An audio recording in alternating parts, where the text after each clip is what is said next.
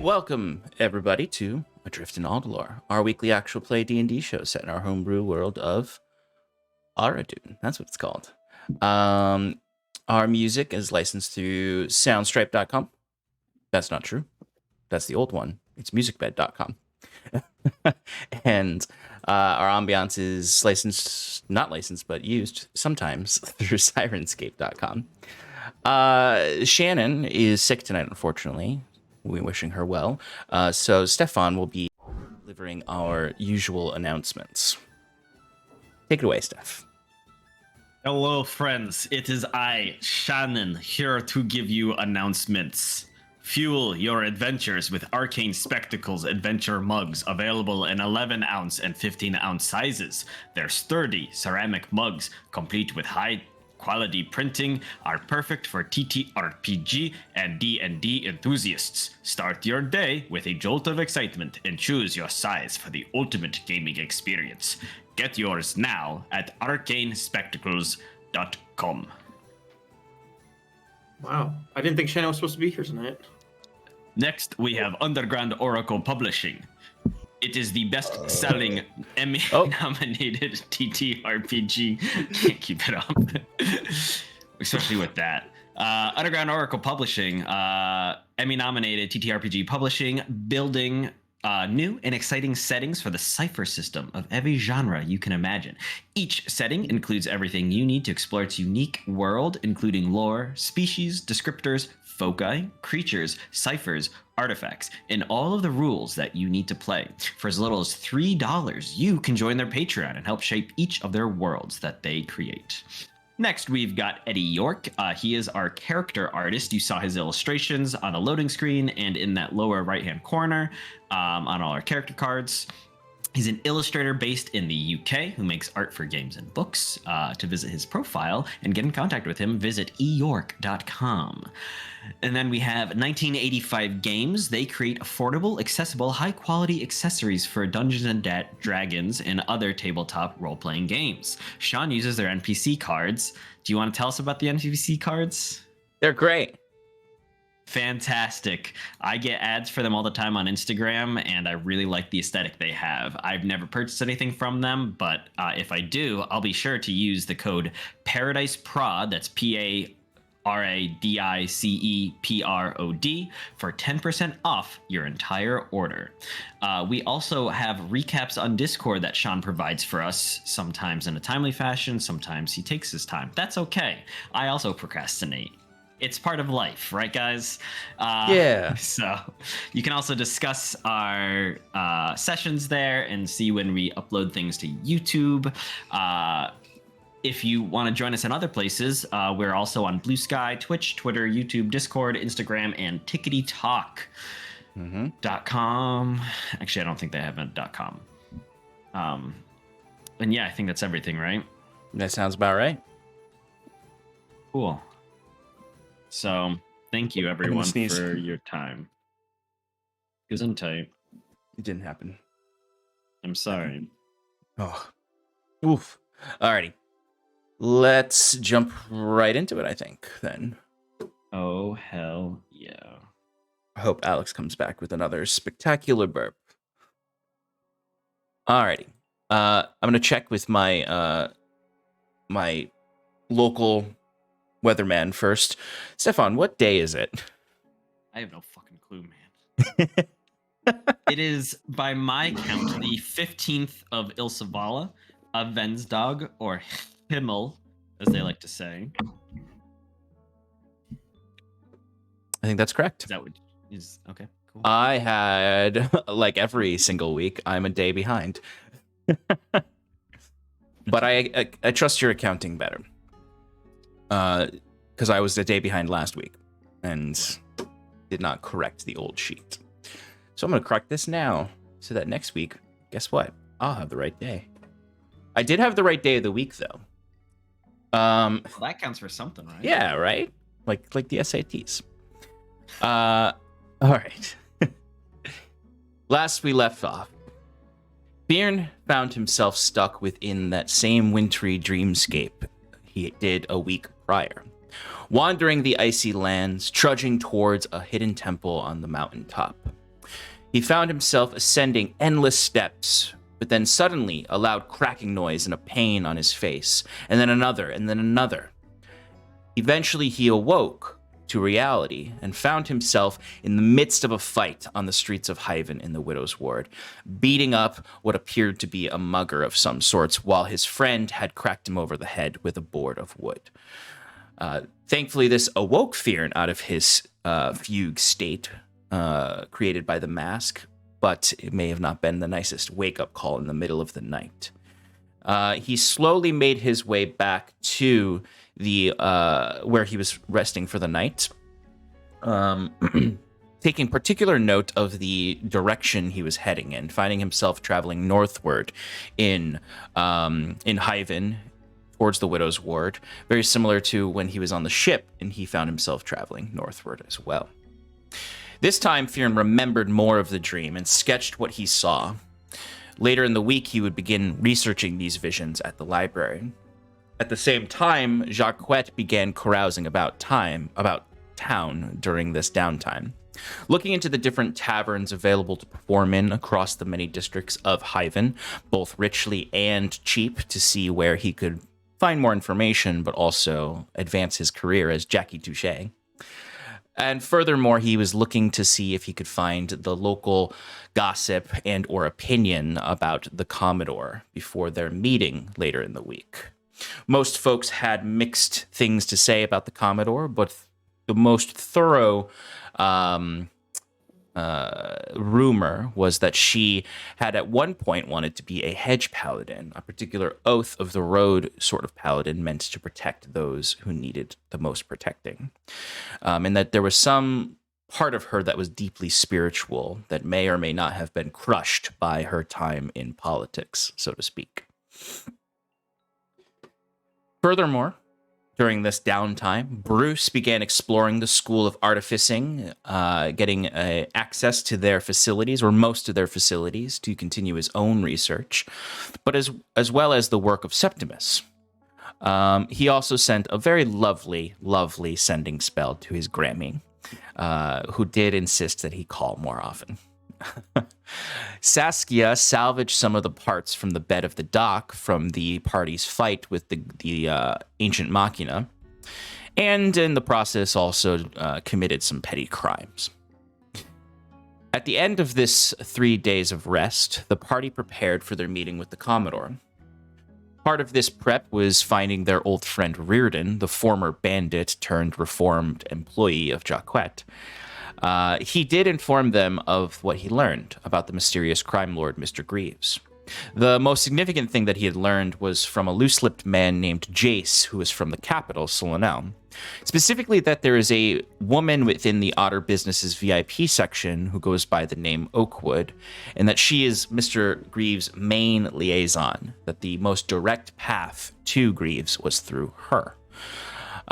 This was more information, but was similar to what the party already knew, that he only acted through liaisons, and that no one in the city has ever really truly, to their understanding, met Mr. Greaves, if he exists at all. But they took this information as they head into their meeting with Commodore. They stopped down in the front office to find Doyle, her executive assistant, who very quickly brought them up to her office, where they enjoyed a drink around her table.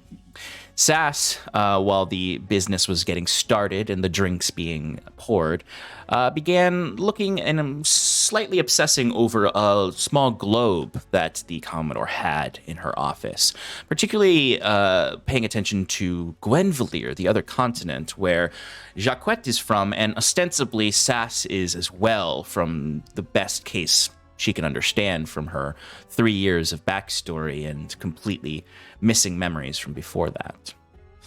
But soon enough, the conversation began, where the party questioned the Commodore about Mr. Greaves and his involvement in the city, pushed their agenda of wishing for a safer Hyven to provide them with more work, but also a stable place to call home if they are to stay in this region of the Aldhalor Islands.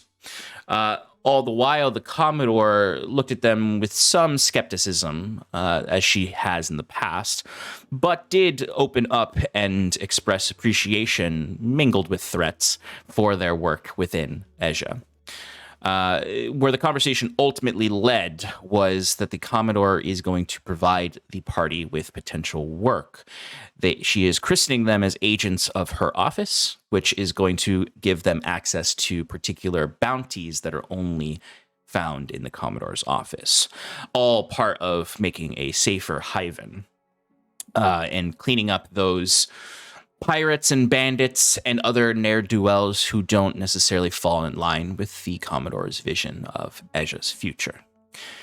All along, she also seemed to show a little bit of dissatisfaction with the governor as well.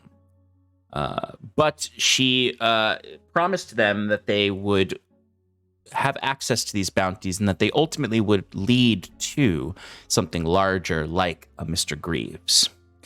She also mentioned another bounty that they have, which is for a particular ship that our friends are familiar with, the Bone Rattler, wanted for destruction of a storm spire over the Carencia Sea. That is a main point of access for airships coming from Gwenvalir. This sent Sass into somewhat of a spiral of fear that she would get caught and be executed for having a part in that. The party later did try to assuage her of that fear by saying that she was essentially a patsy and no one knows that she had anything to do with it. The Commodore then sent them away with a few warnings. One, not to cross her, that she would find them in some way. But two, to be very careful when investigating or messing with Mr. Greaves, since he could be quite literally any person on the street, since no one has known him fully. She says this comes from good knowledge that she has, that he is enigmatic in that sense. Party went downstairs to Doyle, where he had prepared their first bounty. This bounty was for a specific person, a Winnifred Teague, the harbor master that Jaquet and Saskia had some working relationship with before, but has somewhat spoiled since they didn't necessarily get her in trouble, but got her involved in something she was not too eager to be involved in. The last time they saw each other, she said to never show their faces again in her office. But the contract is specifically to find evidence of her dealing with illegal shippings in and out of Hyven. And if you are to find that and are capable of arresting her with the authority of the contract, that there would be more reward for that. And that's where we left off. So, Iron and Mana, you've just left your meeting with the Commodore. You have somewhat calmed Sass down, though maybe she's spiraling a little bit. So she says, "I'm gonna go spend a little time by the beach. I'll see you guys later." Yeah, that makes sense. So, what would y'all like to do now? About what time is it again? I believe your meeting was at 11. You had set it up for 11. So, It was like midday. Exactly, yeah. So still a lot of the day left. Do you think Torcal might have any information on Winnifred? I'd be surprised if he did. Most of his dealings, I know he did stuff from outside. From My friends, please. If there's one thing that Jaquet Touchard knows how to do, it's to catch someone doing something illegal. Because then I take what they do, get them in trouble, and do it in their stead. It's a really good gig to have. Anyways, no. This Winnifred, myself and Fyrn and Saskia have all conversed with her when we first arrived to town. She keeps a very large book with her ledger. And in it is all the transactions that go on in the harbor, but also all the secrets she knows. Now I gotta look at that ledger, and I can't quite make out what she writes in. It's some kind of code. It's not quite like a cant. It's not quite a different language. It's something all her own. But there's a safe in the back of her office. Now, what do you usually keep in safes? Things you don't Things want that are public? precious to you. Yes, like incriminating evidence, maybe? I mean, that's a good start. Well, what do you propose we do? Or at least get access to that. Well, easy. We wait for her to leave, and then we go in, crack the safe, find out what's in there, and if So we have to make a become little criminals silver. to expose a criminal. I mean, how do you define criminal? Well, we are under the protection of the Commodore, saying that any action that we're taking is to uphold the law, so I don't think we'll be branded as criminals in that sense. Septimus kind of holding up the badge again, Right. kind of like smirking. Exactly. Septimus would have been a hall pass monitor. All right. Well, as long as, yeah. So, what do you suggest we do, and how do we get access to it?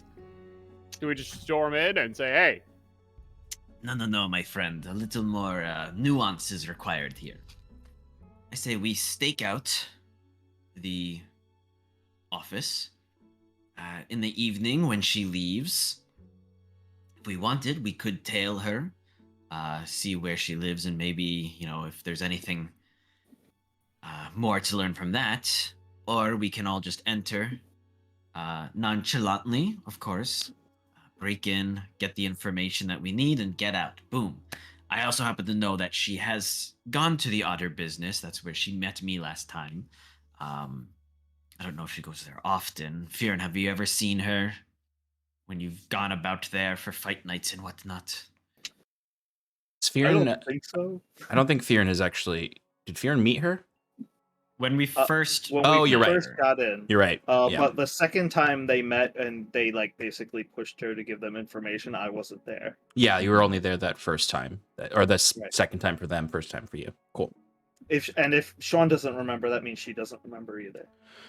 But you haven't seen her there since in your multiple visits there, or at least you haven't noticed her. Yeah, I barely recognize. I'm not sure if I'd recognize her, despite the fact that she's huge. But Fyrn, you can Yeah, actually I give me a haven't quick seen anybody. insight check if you want to see if you remember ever noticing her there, because you've gone to that bar more than anyone else here, and like sometimes just in very quick passing. So you may have seen her in moments where we may not have gotten fully into the Otter business to describe who was there. sure. I got a 14. 14. Okay. So I would say, like, you may have noticed her, like, maybe once or twice. Part of your, like, am I remembering this right? Because you're then thinking, like, oh, but there's also the Goliath who is the front door person. Am I mixing them up? But you would have definitely, you feel fairly confident that she's been there at least once or twice when you've kind of just passed in and scoped out to see if anyone was hanging out in there.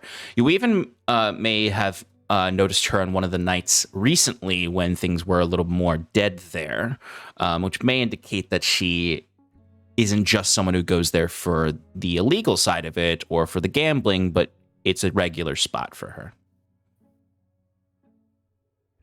Actually, recently, I think I noticed her there. Since I've come back from Stony Heath, like, I think she spent some time there, just casually. She likes the place, even when it's, empty as it is now. There we go. Another connection to the seedy underbelly of Hyven. So, tell me, do we want to try and do this quick and easy, or do you think we should try and build our way into it, get some more information? This is an easy 2,000 silver, my friend. We get some evidence, and then tomorrow morning we show up there with the evidence. We put her in handcuffs. Septimus, Bruce, do one of you have handcuffs? I feel like you guys are handcuff guys. No, but we can make them. I imagine. Perfect. Right? Yeah, you can So take the come night to with make some them. handcuffs. lock her up, march her up, and boom, there we go. So, Easy peasy. do we want to use the otter business to our advantage? Like, maybe I go there every night, and if I find her there, we send you a message, and then you can go check her office when she's not there. I'll keep her distracted. So again, my plan is to stake out the harbor master office today. Yeah. And once she leaves, I can make my move. A lock means nothing to Jaquet Touchard. See if there's evidence, and then the backup plan, should there not be evidence in the safe, which is 100% possible, if we tail her and she's at the otter business, really nice public place to maybe see what she knows and get a confession out of her. But you don't think you're going too quickly with this? Like, you're just gonna break in? Do you even know if she's got any people guarding it, or... Oh, That's I why think we it's why it's stake gonna out the stake out. place. Exactly. I mean, with Bruce's, sense, we should have a good idea if there's any unseen entities or anything like that. We'll have a better idea of it. Yeah. Maybe with some of Septimus's magic. I don't really... I mean, the machine stuff is cool, don't get me wrong, but what else do you actually do again? He's healed me a couple times. Sure. But like in terms of like something useful, like breaking into a harbor master's office. You know, Do you have there's a lot of anything- other. Do you have any I've other? just- I've detected magic before. I used it. Yes, that's right. That could come in handy. I was going to suggest that if something as big as frauding all these people, and then she might have some magical protections on her Right. safe or her abode. But we'll see. We don't know Right. that for sure. We should be clear. I don't think Winnifred is necessarily a nefarious individual. She's a businesswoman. She's smart. No, of She- course. But she also doesn't want to get caught. And maybe she No. spent an extra coin to make sure that everything's well hidden. Good point. So I think we have a plan. Yes. I think so. I guess Now- next thing to do is to... Now, how do we stake out exactly? Because if we're all together, right? We're gonna stick out like a- All together. Sweet Bruce. No, we will not all be together. We'll all be in various positions around the docks. I'll probably be incognito because, it's better that way. I'm getting pretty recognized these days. I don't know if you heard, I've got a gig over at the Brave Bell, and, come on, a bard at the Brave Oh. Bell. That's goes around. Oh, does it? Plus, on top of it, Winnifred doesn't know really who we are. I don't think we've ever met her, so we Exactly. can just casually just be at the docks and keep an eye out and see if we see anything suspicious. It's not going to be But- very weird if Winnifred happens to catch eye of us. She doesn't even know who we are. Except So- for, I take that back. With the announcement of us being Ivan's heroes. She probably Right. knows who we Right. are, but doesn't know Ivan's that we're Heroes. after Oh, her. that's a good party name. It's too late, right? You already put the ads in the paper. We've I know. already talked this over, and it's higher than I'm that. Wait. making a joke that he said the name that I. Actually, that gave what- me an idea. Have you guys ever heard of a sting operation? No. So- yes, but enlighten me what it is. It's basically insight check. Does Septimus know what a sting is? And you asked if I heard it before. I said I've heard of it. I just need Oh, you to okay. explain it That's to right. me. So basically, you two, he says, gesturing to Septimus and Bruce, go in posing as just simple folk, or I guess yourselves, because she'll probably know about you. And, maybe say you're friends with a nefarious character and you're trying to get information. And then you slide her some coins. And then when she opens her book and gives you some information that's probably not legal, you get it recorded. And then we take that and say like, oh, we got you, bitch. And then we lock her up and bring her in. And then we use that evidence. I don't think that's not admissible in court. I don't know how the legal system works here. To that morality court. Yep. Okay.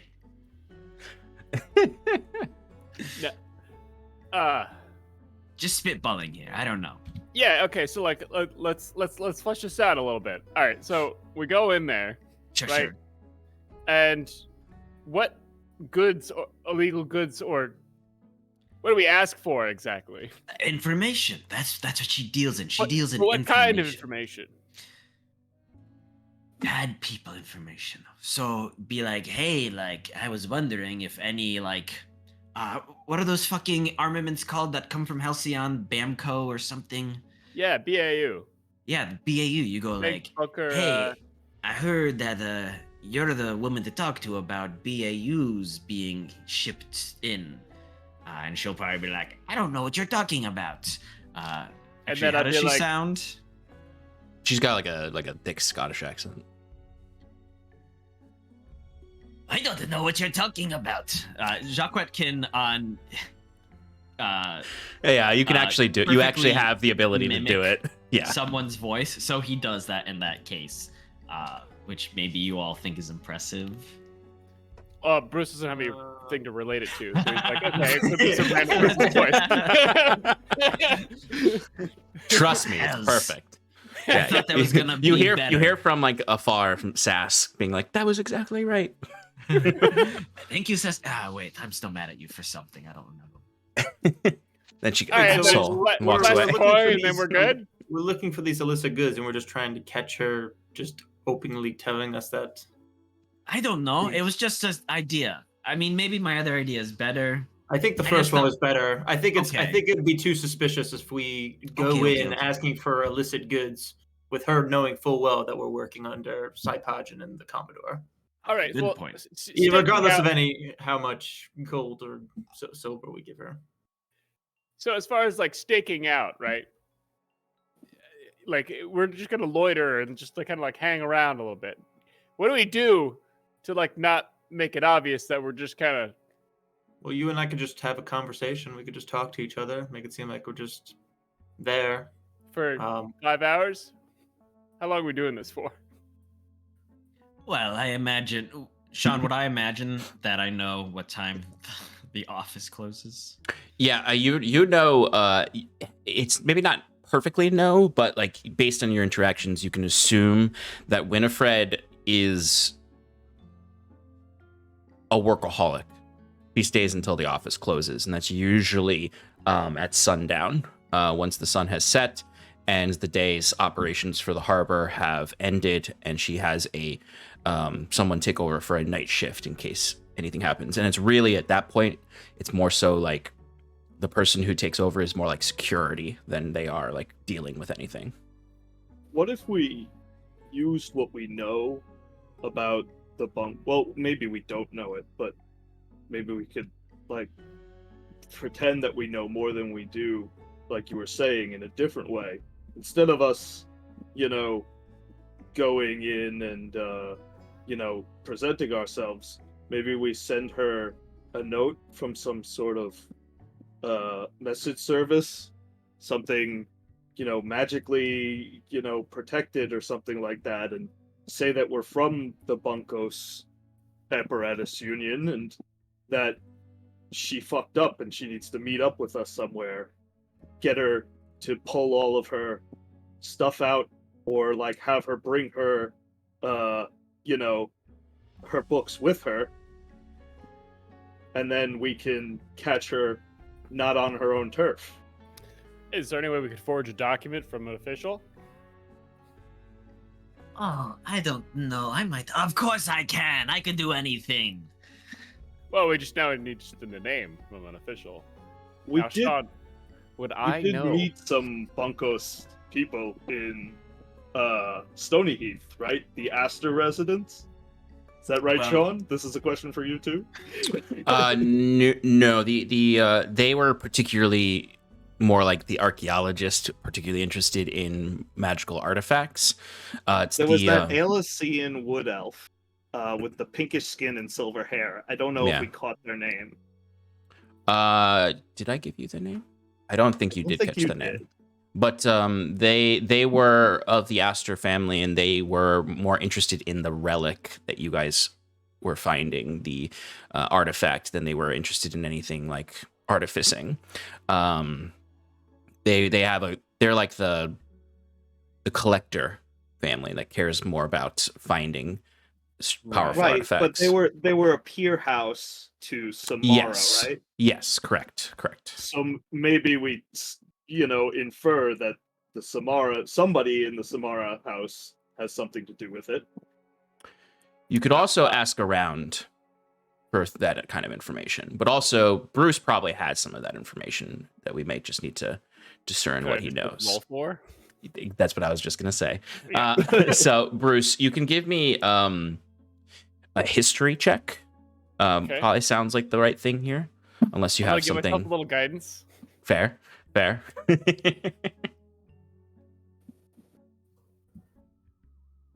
I'm also gonna think really hard about it too. Oh yeah. Yeah, for an additional +5. You. And that brings my total to And Jaquet's gonna go. Oh, never mind. I don't even know if it's worth giving you Bardic 26. Inspiration. Oh wait, you got a nat 20. No, I didn't. Oh, that was okay, that never was a mind. dirty 20 plus Yeah. guidance plus. I'll save the Bardic Inspiration for someone else. Okay. It's probably for the best. I mean, for me later on, if I ever have like a crazy. So what specifically are you trying to remember from the histories of Elysia, or not Elysia? If I know of any official names or like For- people from the Union. From the Union. Okay. Yeah, and that would be maybe dealing with trade. Yeah. So you wouldn't probably, because like Bunkos doesn't only make the armaments, they also make other things. So those other things might be things that your company interacted with them for, or even like if you're making a freaking wizard tower for someone, and they're like, do you have any recommendations for like really good like artificing tools? Because all of Koboko's artificing tools are geared towards construction, even though you dabble in other things. So you might have to refer out for other artificing things. Like if someone's like, I want this specific type of, whatever, you're like, we don't do that. Is it a building? We can help you there. But so you would probably have a representative that at least deals with referred customers. And I'll say that their name is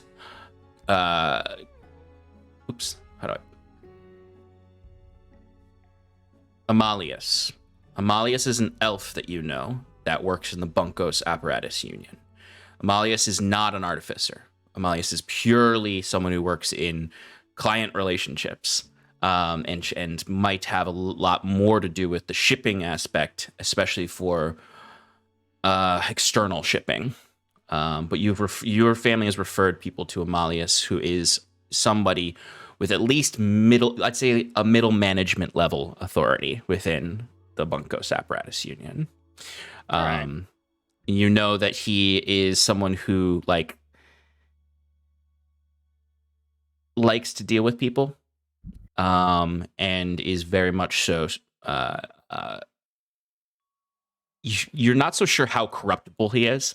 Like, you don't know if this is necessarily like a believable person, but it is a person who has a tie there, who is legitimate, like in the sense that like someone may have at least heard their name dealing in shipping and management of Bunkos, smaller projects that are not illegal to send elsewhere.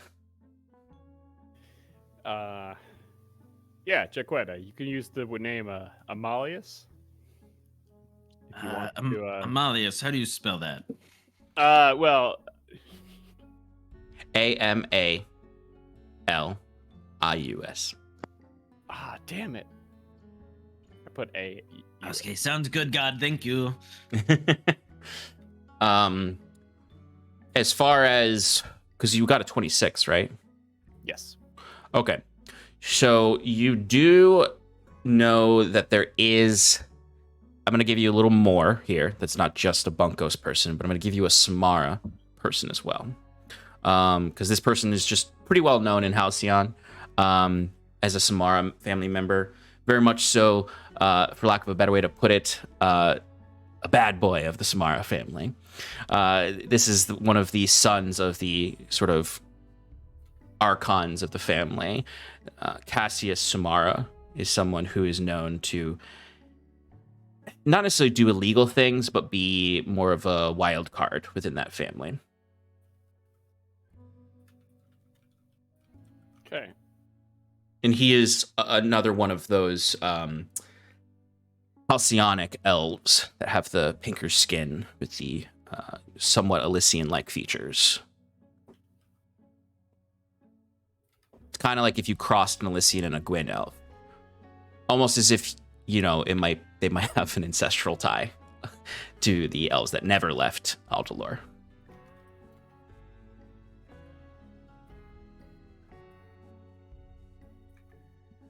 Okay. All right, so I can use this Amalius. I remember looking through some of Cadmus's papers, and I think there was maybe a BAU. Oh no, I didn't get that good of a roll. I don't think I had. I think he kind of like mentioned it, and I was like, he definitely mentioned it. He gave. I mean, you would at the very least know that the way he talked to you about it was the way someone who does illegal things talks in front of, in like a decent space, a space of politeness and decency. He scoffed at the BAU thing, but very much with that like wink wink sort of tone.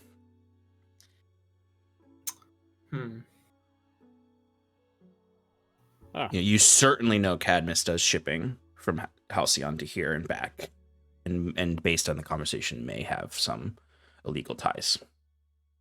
Right. And well, then just given... you could mention him in the note, or you could say the note is from him. The less people we get involved, the better, especially locally. The biggest thing too is before we get directly involved with Winnifred, is I think we should just observe. We need to understand what her day-to-day is, who she talks with, who she deals with, and if it seems like there's anything shady or something that we should address, then we reconvene. Sounds slow and boring, but you're probably right. Yeah. I don't know. I'm not too familiar with the docks. I know, Bruce, you had mentioned about being there for quite a while. Is there like I don't know, establishments that people go to, hang out? Or like a park bench nearby, or somewhere we can like sit on a patio, so it's not so weird of us just standing in the middle of the docks. Real quick before you continue, who has a passive perception of 15 or higher? Okay. No. Okay. Jaquet, you notice someone is watching you guys.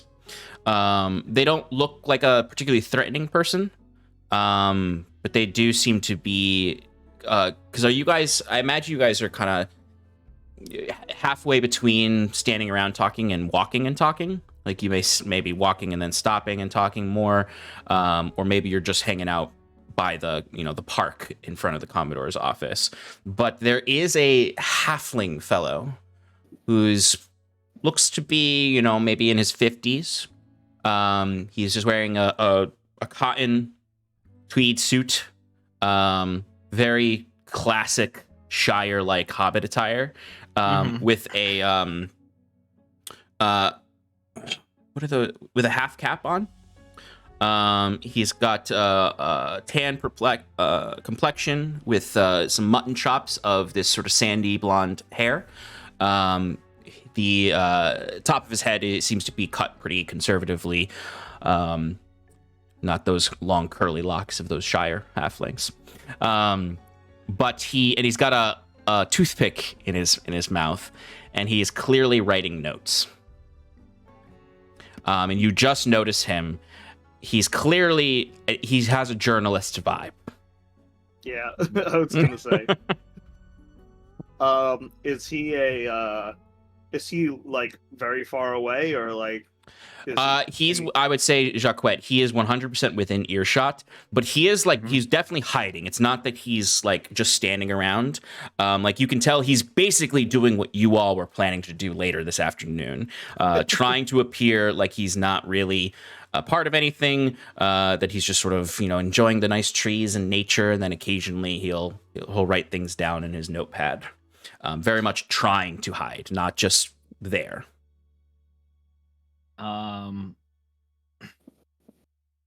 Seeing this, Jaquet eyes the other three, and like I imagine they're like talking about something, and he's like, "Okay, 1, 2, 3, and then he's gonna cast minor illusion behind where the halfling is.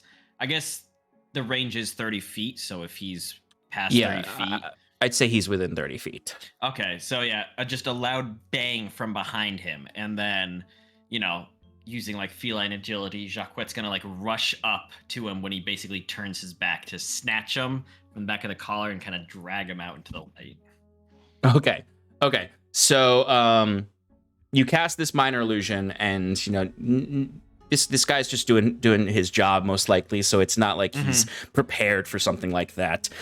He thinks you can tell he thinks he's perfectly stealthed.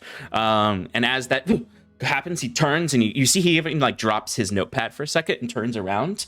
Can I try and pick it up? I would say, well, I guess Jaquet is grabbing him. So you all would also kind of equally be like shocked, because Jaquet just kind of snapped his fingers and then like moved so fast that you barely noticed him run away as you were kind of talking back and forth. You wouldn't even know what to do, because he didn't warn you that he was doing this. You would just see this happen while you thought you were in the normal conversation, as you see Jaquet holding onto the collar of this halfling. It was like, hey, let me go. What the hell's going on, Jaquet? I'm a law-abiding citizen. I was just strolling in the park. What are you doing? And then Let me go. Covers his mouth with his hand, and then gestures down to the notepad. I pick up the notepad, and as I do, I show off the badge from the Commodores to the guy's face. And then, getting down to his ear, Jaquet goes, "Who do you work for?" Like, knowing full well that he's probably not tied to Mr. Greaves, but wanting to scare the shit out of this guy, he goes, "Who do you work for? Who sent you? And why are you telling us?" "No, don't even say it. I know he sent you. I know we're wanted by him. Should I just kill you now? Is that what I should do?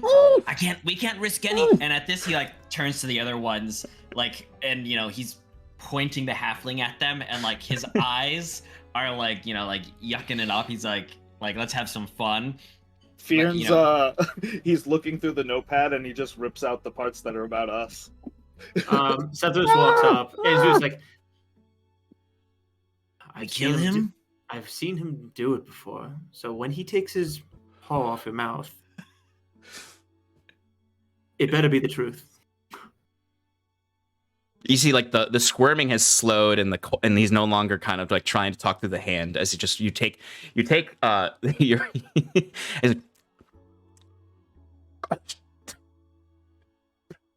it's furry in my mouth. I meant no trouble at all. I'm working. And like you're holding him up, so he's just sort of like hanging there, and he's like reaching into his shirt, and he's like, he pulls out like just this little identification badge. It doesn't have like his picture on it or anything. It just says that he is a beat reporter for the Hyven Times.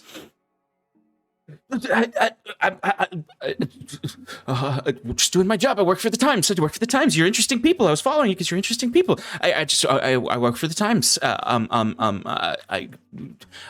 So interesting. What does the note say? If you look at the notes, like they are like pretty detailed. Like this guy is good at listening and writing notes and transcribing things. There's not really a direction that he's like writing in that's like clearly what the story is. He's just literally transcribing everything you're talking about. And it's like I said, there's no direction. He's not like circling or underlining anything. He's just recording and recording and recording and recording. And you even see like some things are wrong. Like he does mess up a few things because he didn't hear you quite right. But for the most part, it's a pretty accurate representation of the conversation you just had. It seems like this guy's specific skill as a reporter is hiding and listening and recording.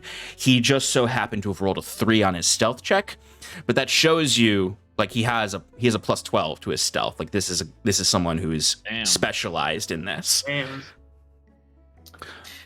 Does the badge he have a name on it, or is it just like it does? It says Hyven Times, and then it gives his name and his title. And his name is Morris Pappas. and then still holding on, but like lowering him down a little, and like kind of almost like crouching with him, so Jaquet stays on his level. He goes, "Morris, huh?" And then he turns him to face Jaquet, and he goes, "You know, where I come from, journalists, there's a little more integrity. You know, when they want a story, they go to the person they're writing about and get the actual facts, instead of eavesdropping like a criminal." Hey, I'm no criminal. I done nothing wrong. You don't see Kellen investigating me. I ain't done nothing wrong. I'm gonna Jaquet, give me a grappling check, because he does go for a kick and a scramble to try to get out of your hands. That's a 7. He kicks you, Jaquet, in like the stomach, and you like let go for a second. He does reach to the ground, and he has a second. He's about to run away, but he looks at you, Fyrn, and he goes for a swipe at his notebook.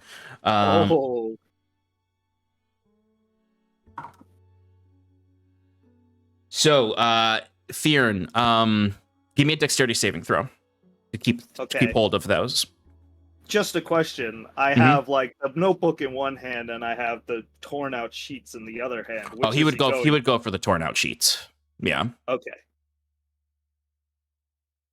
So I'm doing dexterity saving. And these are his specialties. He's like, he rolled pretty good for this. I have something that's good against dexterity saving throws. Maybe I'm thinking of a different character. Rolling. All right, so I got a 14, but could I use my well, I guess I gave the thing, my emblem, my storm rune thing to I think Bruce's reaction is going to yell, "Torn sheets, Fyrn," and give you +5 to your roll. Which is excellent, because +5 is exactly what you need, because he rolled an 18 on his sleight of hand. So he goes to grab, and I imagine, like, since this is like just barely a success, like he goes to grab for it, and you keep most of them, but he kind of just sends them splashing about on the ground as you see him scrambling to try to grab any of them, and he grabs like a couple of them, but you very quickly, very much so, just grab them and rip them right out of his hands as he's like, and then don't kill me, I'm so sorry. I hold it high up, and the sheets high up where you can't reach them. Big oaf, you think I can't climb? And it goes. Touch me, and I'll beat the crap out of you. I'm an officer of the law here. You're impeding on official Commodore business. Now that normally, trying to get some information isn't a crime, but when you're doing it against the Commodore, it is. So you need to forget everything that you just heard, and these are under confiscation of Commodore Umadori. Do you understand? Give me an intimidation roll with advantage.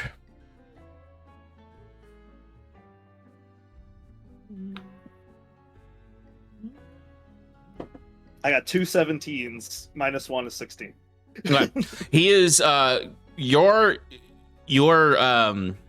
claim of authority there and Jaquet's claim of violence have sufficiently intimidated this man to inaction. He will no longer try to steal the notes. He has sort of accepted his fate as being caught, as he just sort of looks around. He looks to Jaquet. He's like, you wouldn't kill a man in broad daylight? Oh, wouldn't I? No, of course I wouldn't. I was just fucking with you. Morris, right? And Jaquet puts out a hand. Mr. Pappas. And he goes to shake your hand. Apologies, Mr. Pappas. Jaquet Touchard of Iron and Mana. And I'm sure you know my companions, Fyrn, Bruce, and Septimus. He starts to rub the dirt that got all over his suit from crawling around on the ground like a worm. He's like, of course I know who you all are. It's my job to know. Sure. Great. Maybe in the future, if you're going to do your job properly, you'll talk to us instead of eavesdropping. Because no one likes an eavesdropper. You And let hero me types assure are you- always withholding when we talk directly to you. Withholding us, please. Fyrn's And the an open people fucking of Hyven book. deserve to know what's going on with you heroes in that office up there. You want to So- know what's going on? Yeah? So we would love to tell you what's going on, but not during an active investigation. I'll give you the full story, and we'll tell you everything that happens, direct source, with withholding nothing, if you help us. How does that sound? Do you want to help the official adventuring party of Hyven? Catch some bad guys? Jaquet, give me a persuasion roll with advantage from Fyrn helping. Yeah. You get a vibe this guy takes his work very seriously. Mm-hmm. 23. 23. Okay. And he looks around and he's like, you'd really give me the inside scoop? 100%. Unadulterated? Not through the Commodore's office? Between you and me, and this is off the record, Puts his hands up. we work. You have to with- say it. You have to say off the record, otherwise it's not off the record. don't know I what he's think that's talking how about. these things work. Maybe in Halcyon. Everything's on the record in Hyven. Okay, well, we work with the Commodore. She pays us, but we don't work for her. So our version of things will probably be different than her version of things. Because we're also here for the people, to give them the truth. To really make sure that people feel safe at night. That's why we do what we do.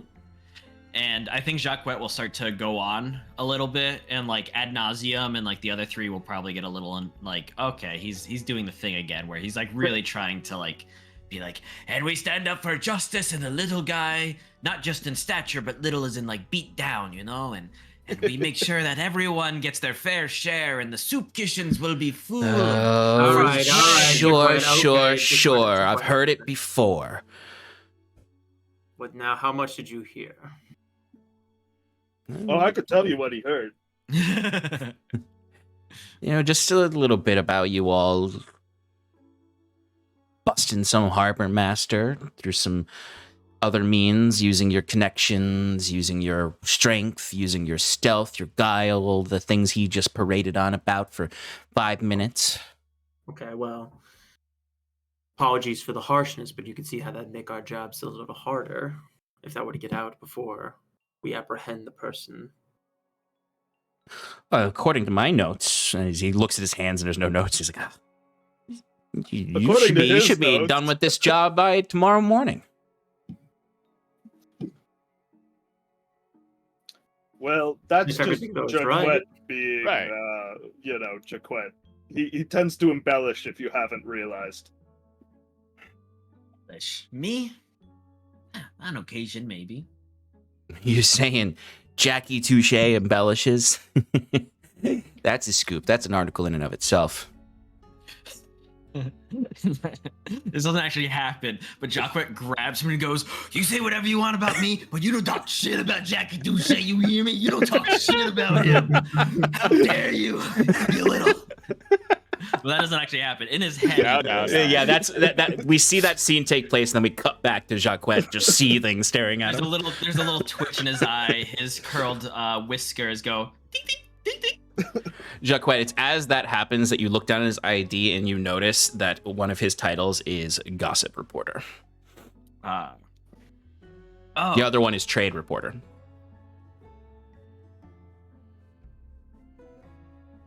Well, it Are looks you like going to help us or what? How about he can help us with just keeping this under wraps until we get the information and the culprit that we need? Does that sound fair? I suppose that's fair. I don't think that's good enough to earn a scoop like this, though. This could make his This could make his job. He might be able to get a promotion from this.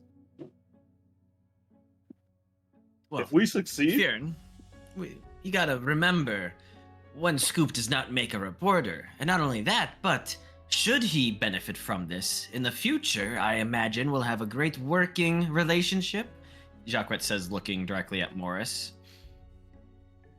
And he'll know who to bring his latest scoops to before the papers, and we'll know who to tell all about our activities. In fact, maybe he'll hear about some of our adventures before the audience of Jaquet Touche. You see, he kind of like is chewing his lip, and he's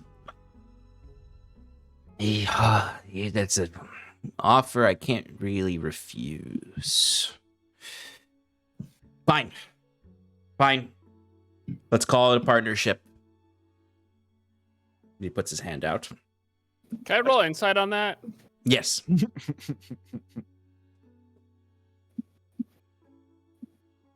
Myself a little guidance there too. I'll firmly handshake him anyway. Like you need the guidance. 23. 23. Okay. 23 insight on him for that. He you get the vibe that this is this man is even more opportunistic than Jaquet. That he'll enter into any arrangement. So it means he would equally completely go back against this arrangement with the right person in front of him. And that's not just off of that last line. That's off of the whole conversation that you've been listening to with him. Got it. I'm not gonna say anything.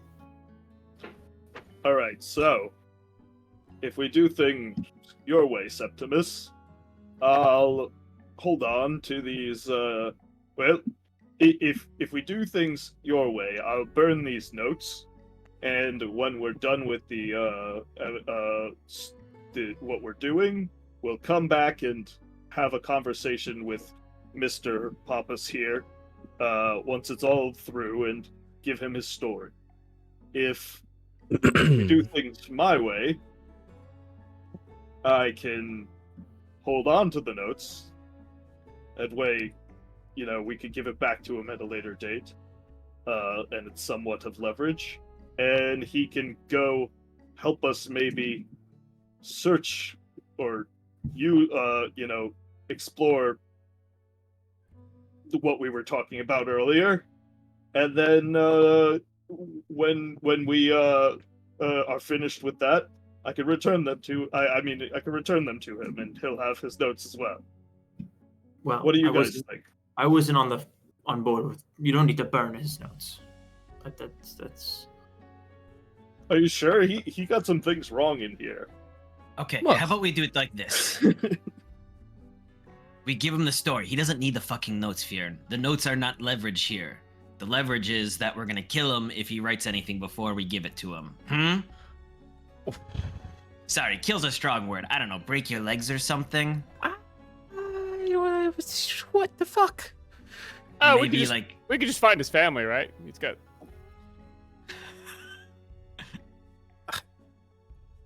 I need to get it. Maybe I don't want to be part of this deal. Maybe you can just keep those notes, and I'll just walk and not say anything. How's this? We're gonna give you your story. I'm just trying to make sure that you don't publish this before we deal with our situation. But if you want to be helpful, what can you tell us about the harbor master? Teague? Yeah, you deal and trade in gossip. I'm more interested in the trade aspect, but if the gossip bleeds over... The trade beat is so boring. When there's not really a lot of good gossip these days. Well, Teague, what do I know about Teague? She's brash. She's aggressive. She won't tell you a damn thing unless you drop your entire savings from underneath your bed. And anyone asking for that much money is either not involved in anything or involved in everything.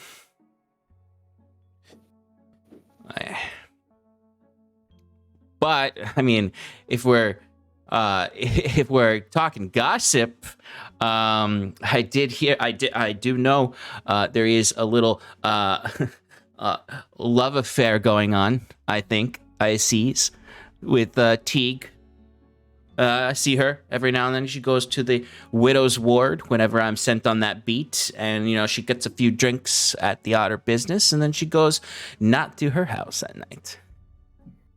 Oh, where does she go?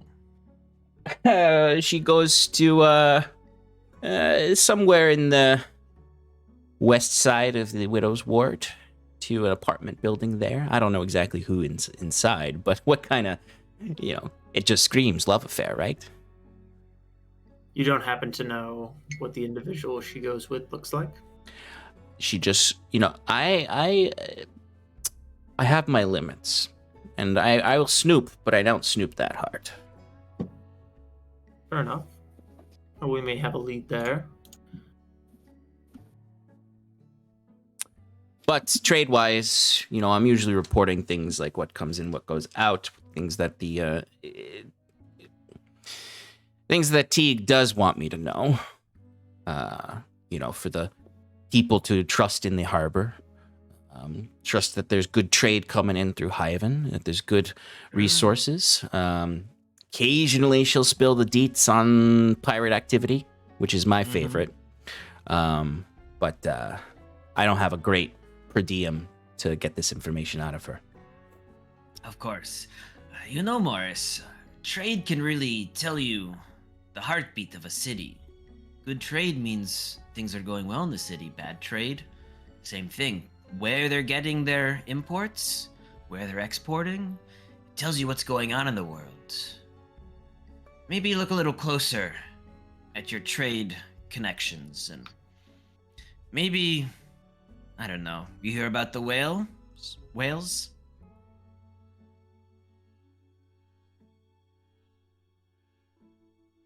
They're migrating? Give me another persuasion roll.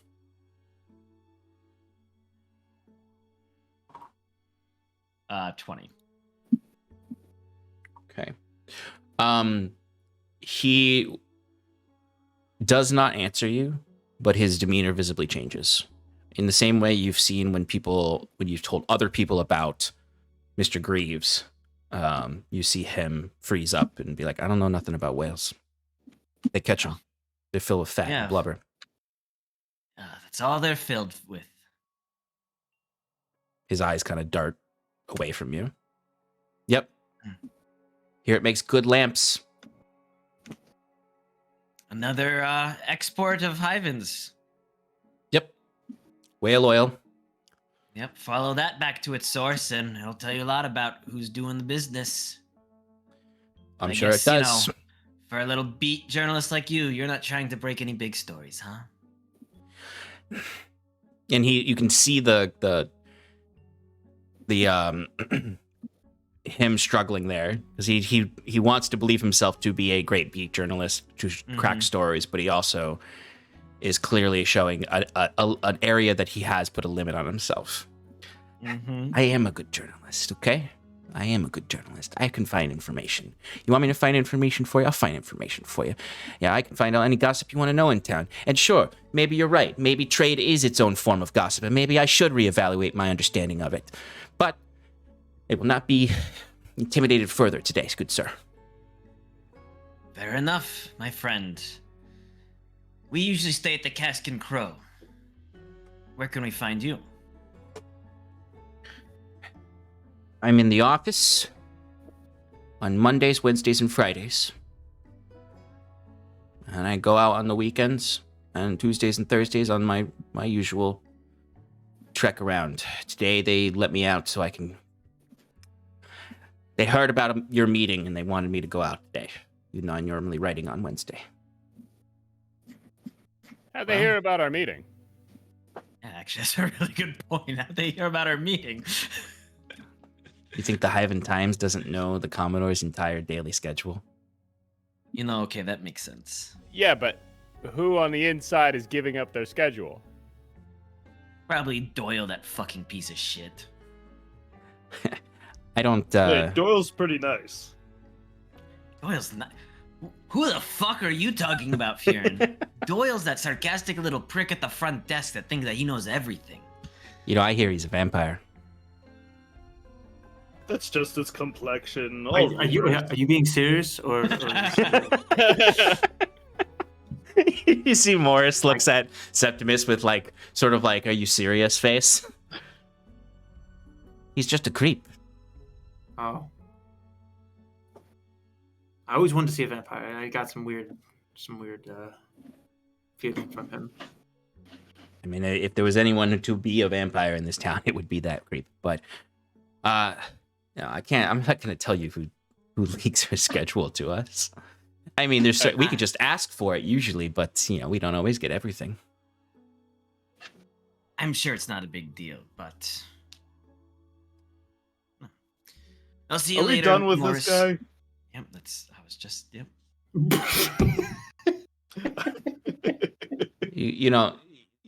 You were very effective here, but you should focus on your unified front as he collects himself. It's part of our charm. I think we do better split up, Like, I'm gonna make you lose your job if you leak this story, and my friend will break your legs. I mean, honestly, it's more like the reverse. Heroes. But... Well, I'm sure I'll see you again. That you will. Toodaloo. He walks away, and you see as he's walking, he like kicks a rock and disappears into the park. I guess he doesn't want his notes back. You threatened him several times. You really can make more friends with honey than vinegar, right? You guys did most of the threatening there. I was kind of just trying to use the authority aspect. I definitely went overboard. I admit it. I went a little overboard. But I don't know. There's something about journalists pisses me the fuck off. Like, I'm right here. You can just fucking talk to me. You don't have to fucking listen in the bushes like a pervert. Sorry. It's just, unbeknownst to anyone, Jaquet was in the news very often about things that he said. Not always out of context, but he still never liked it. Oh, yeah. There's history there. Just gonna add that to the character sheet. Yeah, I mean, Jaquet was your, regular Cassius Samara back in Domazerum. Yeah, I get that reference. I do, because you just explained it. Yeah. So should we find a nice park bench in the docks? Yeah. Might as well.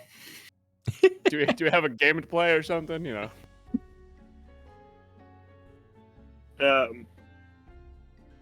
I don't know. Should we have some sort of signal? Well, I think we're walking away. I think maybe Bruce, Yeah. Bruce and I stick with each other. Jaquet goes in stealth Jaquet ways, and Fyrn. I don't really know what.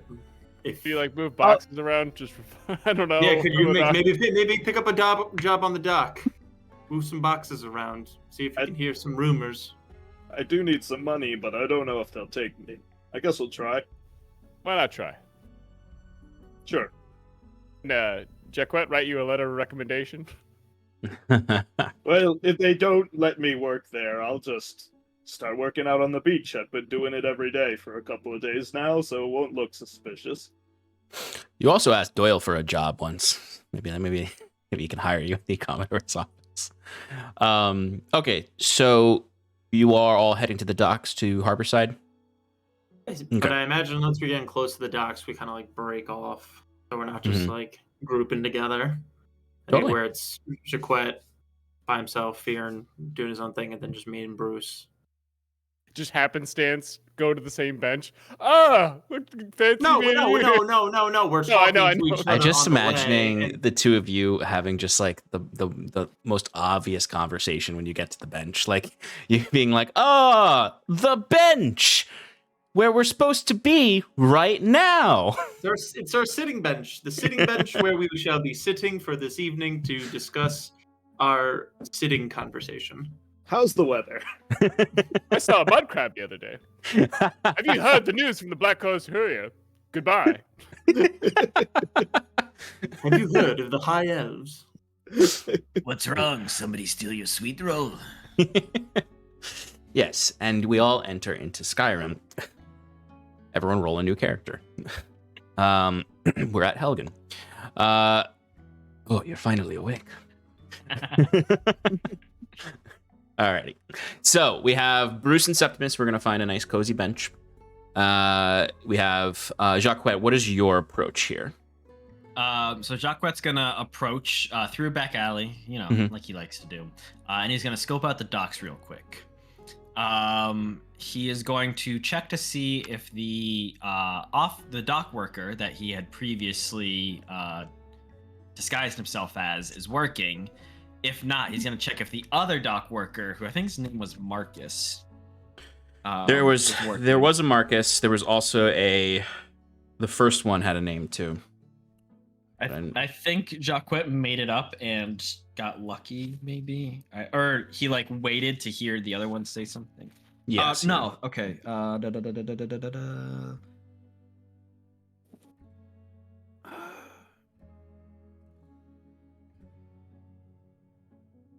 There's Marcus, or maybe it wasn't. No, it was Matthias. Matthias was the ship worker that I was supposed to be tailing. Yes, Matthias is the ship worker that you were tailing for the De Leons. I did not write down a name. Oops. For the other one. Yeah, maybe I didn't get his name. Okay, that's okay. I know what they look like. Yes. So I'll try to see if I can notice them. Makes sense. Alrighty.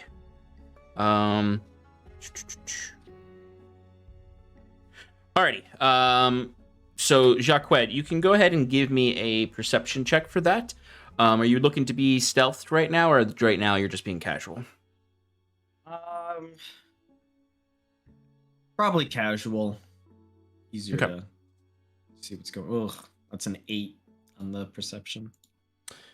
It's a busy day on the docks. It's hard to keep track of all the workers moving about to see if you can spot these ones particularly. So you don't know if they're working, but at the same time, you do know it's a busy day at the docks. So if someone saw someone twice, it might not 100% process in their head. Right. All right. Then I'm going to disguise myself as the guy that I was previously. The No Name or Matthias? Neither one was Matthias. Remember, that was the dock worker. Or not the dock. That was the ship guy. You're right. That was part of the Aboleth, whose captain had a missing arm. Those were the notes I took. I didn't. Correct. I don't even know if I did give you the name of those. I mean, I may have given you a quick name for just a dock worker, because I think you know why I didn't give you a name is because you didn't know the name when you went up to the person. That's right. So okay. So we'll say that you turned into one of them and moved about the docks. Bruce and Septimus, to give everyone a general perception of dockside. So Harborside is the street that leads to the docks, and then dockside is the actual docks themselves. There are several small piers throughout, but there are 4 main larger piers that go out. There's the outer ones that go out deeper into the waters for more deep water ships. You will also know that if you're looking out at the sea from the docks themselves, on the right side there is a half-constructed fort built along one of those pier structures. On the left side is where there are shipbuilding facilities, as well as where Jaquet, the whaling vessels dock. To bring into the whaling facilities, which are at the base of the cliff sides where the lighthouse district is. Within those 2 larger docks, hugging the whole area, is a smaller dock area with 2 main piers going out. This is the area that they cleared away in order for the fight with the Machina. Now it's hardly recognizable because there's ships filling it up. There's a bunch of mobile piers that were moved before that have been replaced, and it is quite busy. You would know that Winnifred's harbor master house is closer to the two smaller piers in the center. She's sort of centered perfectly in the dockside. So if you were to head to where your fight was, essentially, where they had the stage set up, you would know that the Harbor Master house is pretty close to that space. And you could probably find... there may be a bench here or there. You might find yourself sitting on a crate or a couple crates or something like that, or even by the pier. How close do you want to get to the Winnifred's house? You two wouldn't really exactly know which one it is, but you would be able to, at least if you get close enough, see that it says the Harbor Master's office on it. I imagine we do like a walk around, even as close as possible, because we're not really any targets. Yeah, that's and true. I would say get as close as possible, while Absolutely not being in a very suspicious area. Okay, so you would notice what Septimus's take is, but yeah, No, I agree Septimus. with that. Cool. So her office is really tiny. It's basically like a small shack where there is a large open window that she does her dealings through mostly, and then inside there is an office with an actual desk. You can see it's really literally like 10 by 10 office with a small flat roof with a large sign up front that just is probably the nicest thing about it, that just says Harbor Master's office. It is certainly something that you look at and you're like, we could literally destroy that entire house, or it would be very easy to break into. Go ahead. Can I see where any other details, like where the safe might be that Jaquet was? Yeah, if you guys, since you're ostensibly not criminals, you can get pretty close to it. I imagine you walk past the front. There's only really, if we're really looking at it, it's sort of like, honestly, it's kind of like the shacks that sell food at the beach. And it has not exactly windows, but the front area does have sort of like an open air aesthetic that then she can step back in through like a screen door into the smaller office. So you can kind of walk past the front and like hide, not necessarily hide, but like lean against the wall even on the back side of it, or the back side, the latter part of the side, and not be seen because there's no windows to see inside.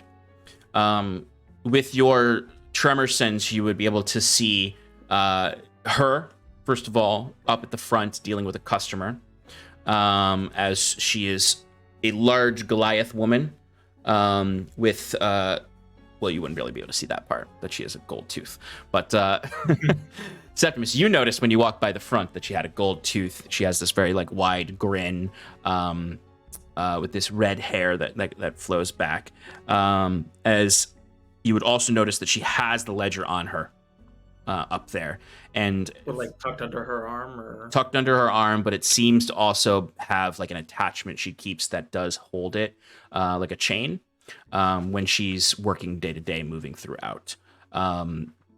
She's just dealing with random sailors coming up to check in their vessels, to pay the fees for keeping their vessels here. You would then see the back office is very simple. Just a plain desk with a few drawers that are filled with, papers, pencils, all that kind of stuff. You do see the safe in the back. It's in the back left corner. If you're looking at it from the entrance, you're actually, oddly enough, Bruce, I imagine, like pretty close to it, just but leaning up against the wall. And you can see that there is a sort of a chest in the back next to the safe. That's, at first you look at it and you're like, that just has like ponchos in it and other things for harsh days on there. But then you see under the ponchos, with your sense, there is a heavy crossbow in there. And then you also would notice that within one of the drawers in the desk, a smaller drawer, there's a hand crossbow in there. And then another drawer, you see that there is a dagger a set of daggers in there. She has weapons stashed all over the place. Nothing fancy, but stuff that could really fuck someone up who's just trying to fuck with her. And you would also notice, because of your tremor sense, your goddamn tremor sense. Hey, you can easily blind me. I know. That there is a hidden compartment underneath the safe itself. That has another safe underneath it. Now, how big is this safe? It's kind of it's basically like a safe you'd find in like a hotel room. You know, like not super large, enough to hold, you know, personal valuables and money. And with your tremor sense, you'd be able to see that the one on top does hold some silver, not a lot, and a few documents. But it's the one underneath that has the wealth of silver in it and documents, and does seem to have an empty space in it that might fit a ledger. I relay all of this to Septimus very quietly, and then following, is there any way you can kind of detect magic and see through? I'll give you like a general idea of where everything is. See what if the safe is magical, and possibly any of those crossbows, or and more importantly, the ledger that she has. Is there a way I can stealth like the chain? You can stealth your detect magic? Yeah. You can you do have to just actually, what are the components of detect Well, magic? I guess I take that back. This is us just like walking by, right?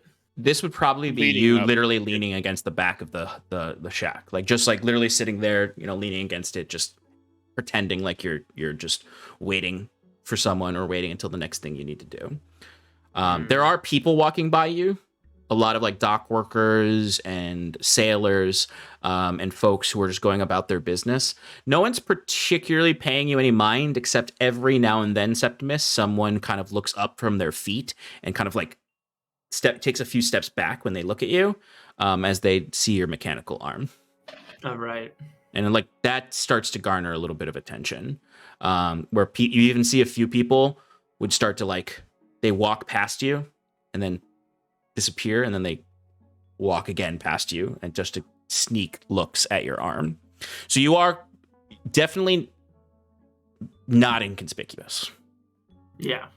And then the thing is, you get some people who look even further than, like the mechanical arm calls their attention, and then they look and see the goggles on the kobold that are attached to mechanical parts leading down to their leg, and start to be like, what is this crew? Like, who are these people? Like, they're and then a few sailors are just like stopping and like giving you dirty looks.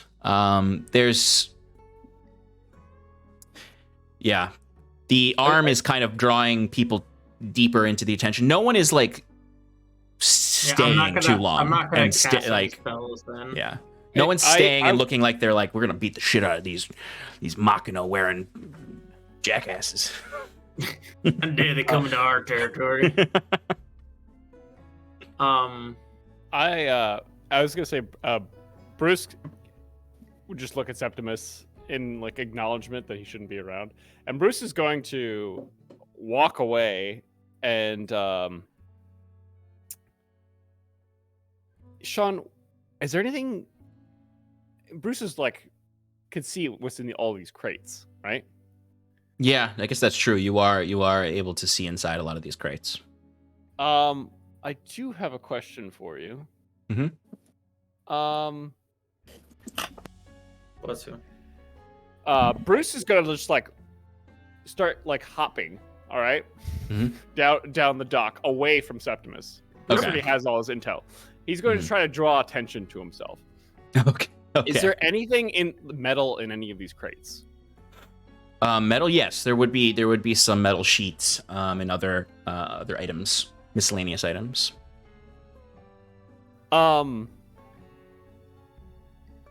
Okay. Maybe I don't do that. But anyway, yeah, Bruce is just gonna. Were you about to set a crate on fire? I might. I was thinking about it. It's an option. It is an option, but I don't want those two to correlate to Bruce. Yeah. So in that case, Bruce is just gonna try to draw attention and just start singing really awfully around him. Give me a performance check. Septimus, you do notice at least one sailor who just spits on the ground when he sees you. Yeah. Got a nice 12. 12. Okay, so you're drawing some attention. It's certainly probably not as much as you'd like. Like, there are still people who are ignoring you, but you do see a lot of sailors and dock workers just sort of like stopping what they're doing. You see that man who's just picking up boxes up and putting them down is like, oh. And you see like a few of them, if you really are like singing and dancing a little bit, like a couple of them toss a copper or two at you. As they're walking. Bruce is not trying to look for money, but all right. I think it's they see not a non-dock worker, non-sailor, non-passenger just dancing and singing by the docks, and they look at you and they're like, ugh, and just toss like a copper at you. And like you don't have like a cup or anything, so it just like bounces off of your chest. It's a complete riff. Like it's a direct copy of one of Jackie Touche's performances. Yeah. You know, him trying to replicate it as best as he can. And there's even like maybe like one sailor who's really into it. Who's like, oh, look, we got a little Jackie here. A little Jackie, everybody, look, it's little Jackie. So everyone else is sort of like, what the hell are you talking about, man? He's doing it's terrible. He doesn't even have a costume on. He doesn't even look like him. So you're middling success with drawing attention, but not a failure. With that, I will attempt to cast Detect Magic. What are the components for Detect Magic?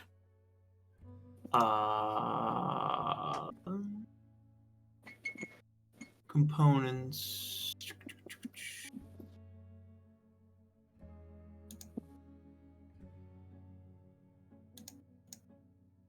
Just says verbal and somatic.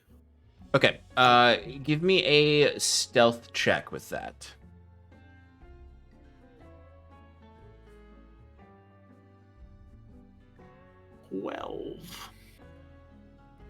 12. Yeah. Okay. So, for the most part, the only people who would really notice anything happening would be people who understand magic. Others might just think you're kind of a crazy person. With verbal and somatic, you can whisper some of the words and you can try to conceal that you're gesturing. Truthfully, if anyone was looking at you, they'd be like, "Is that guy pissing right now against that building?" Like, because you're like looking around and like holding your hands in a weird way, and like most people are not going to really think too much about it. With 12, there's not exactly guards looking for this type of thing. You do notice at least one of these dock workers, though. He catches notice and does watch you for a little while. And you notice that he's not exactly like dressed 100% like a dock worker. He's not no sweat on his brow. He's got no tears in his clothes, no grime on his clothes. He almost looks like he's dressed to blend into the docks, but doesn't actually work. Okay. And he just sort of catches your eye for a second as you finish the spell, and he sees your hands for a second, and then he kind of just gives you a look, holds his chin up, and then kind of turns his head, keeping his eye on you before walking away. I'll quickly just turn around and see, or just perceive any magic in the area and try to get out as quickly as possible. Yeah, absolutely. So there's not a ton of magic in the area. None of the weapons have magic on them. I will say the both safes have magic on them. What kind of magic? Abjuration. Mingled with a little bit of evocation. Ooh. Is that it? Yep. Nothing else in her office is magical. The general people around you don't really have any magic on them, other than sort of just latent magic in the air that you're used to seeing with detect magic. I guess that's like generally speaking, like everywhere in Ejad has a little bit of background magic in the air. Yeah. That you're maybe starting to notice now that you've cast detect magic quite a few times. But yeah, the safes do have some magic to them. Okay. Septimus will go and walk up to Bruce, be like, I think it's time we should go for now before we draw. Yeah, I think so too. When I go to grab him, can I see where that guy went? Yeah, give me a perception check.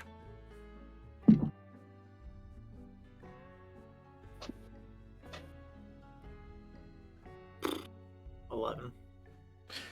You catch him for a moment, and you can see kind of more of that behavior. I mean, Septimus, you've grown up in this region, and there's never been guards in Hyven other than in the Admiralty Court. But in this moment, you can at least surmise a little bit that maybe there always has been guards. They just aren't what you think you're looking at. Before he disappears into a crowd. Yeah. Why don't we just make our way back to the Cask and Crow? Let Jackie and Fyrn know that we'll meet them there after their steak. Or we'll meet up with them after, when it gets darker. That's good. While all of that was happening, Jackie and Fyrn, let's check in on what you were doing. So, Jackie, I know you disguised yourself and you were going to start going in. Fyrn, what is your approach? So I need to know, what I vaguely remember was there was, we talked to some dock worker that was out there, and they told us to talk to the harbor master the last time. Mm-hmm. I want to see if I could find that person that I met, like, in session 0. Okay. Give me a perception check. That was one of the dock managers, one of the employees of Winnifred. I believe that's who I disguised myself as. That definitely is who you disguise yourself as. Yeah. Okay, just wanted to clarify that. Now that I'm remembering that person exists. That's the one person that Jaquet interacted with. I was like, I think I could be like him. This will be great. I'll just be talking to Jaquet the whole time. I rolled to 10. You find him. It's Jaquet. Go up. All right. Let's see. What ship should I start with? Yo. I don't know. Hey. Hi. Remember me? Yes, I remember you. I'm looking for some work. I think you have some work you should be doing right now. I think you should Look, I know everybody thinks that I'm the hero of Hyven and all that, but definitely wasn't gonna say it doesn't that. pay as much as it's supposed to. Definitely was not thinking that, my friend. Well, then what were you gonna say? I was gonna say, and at this, Jaquet puts his hand against Fyrn's like arm, and his claws kind of comes out a little, like a pressure, and then Jaquet will look him directly in the eyes. I was going to say, maybe you should talk to someone else. Right. Okay. I'll go see the harbor master then. No. Whatever, man. Whatever. I go up to the harbor master, I suppose. Yeah, okay. So there's a bit of a line. And while Fyrn is waiting in that line, Jackie, what do you want to do next? Jackie is going to... He's going to try to, like, mingle, make it look like he's doing something. So, like, maybe like a performance check, just to make it look like he's not, like, drawing a lot of attention to himself. But then he's also going to, like, be, like, talking to some of the other dock workers and, like, you know, very nonchalantly, just, like, you know, like, striking up, like, you know... What was the worst, you know, you have to deal with any shit today? I had to deal with some, you know, captain that thought he was too good to pay the tax. Winnie wouldn't like that. And just, you know, try to see if he can, like, leak out any information specifically geared towards Winnifred and illegal activities. Yeah. Give me that performance check first. Sure. 16. 16, okay. Excellent. Yeah, as far as, you know, your ability to mimic this person has worked successfully, so everyone kind of just thinks you're that guy.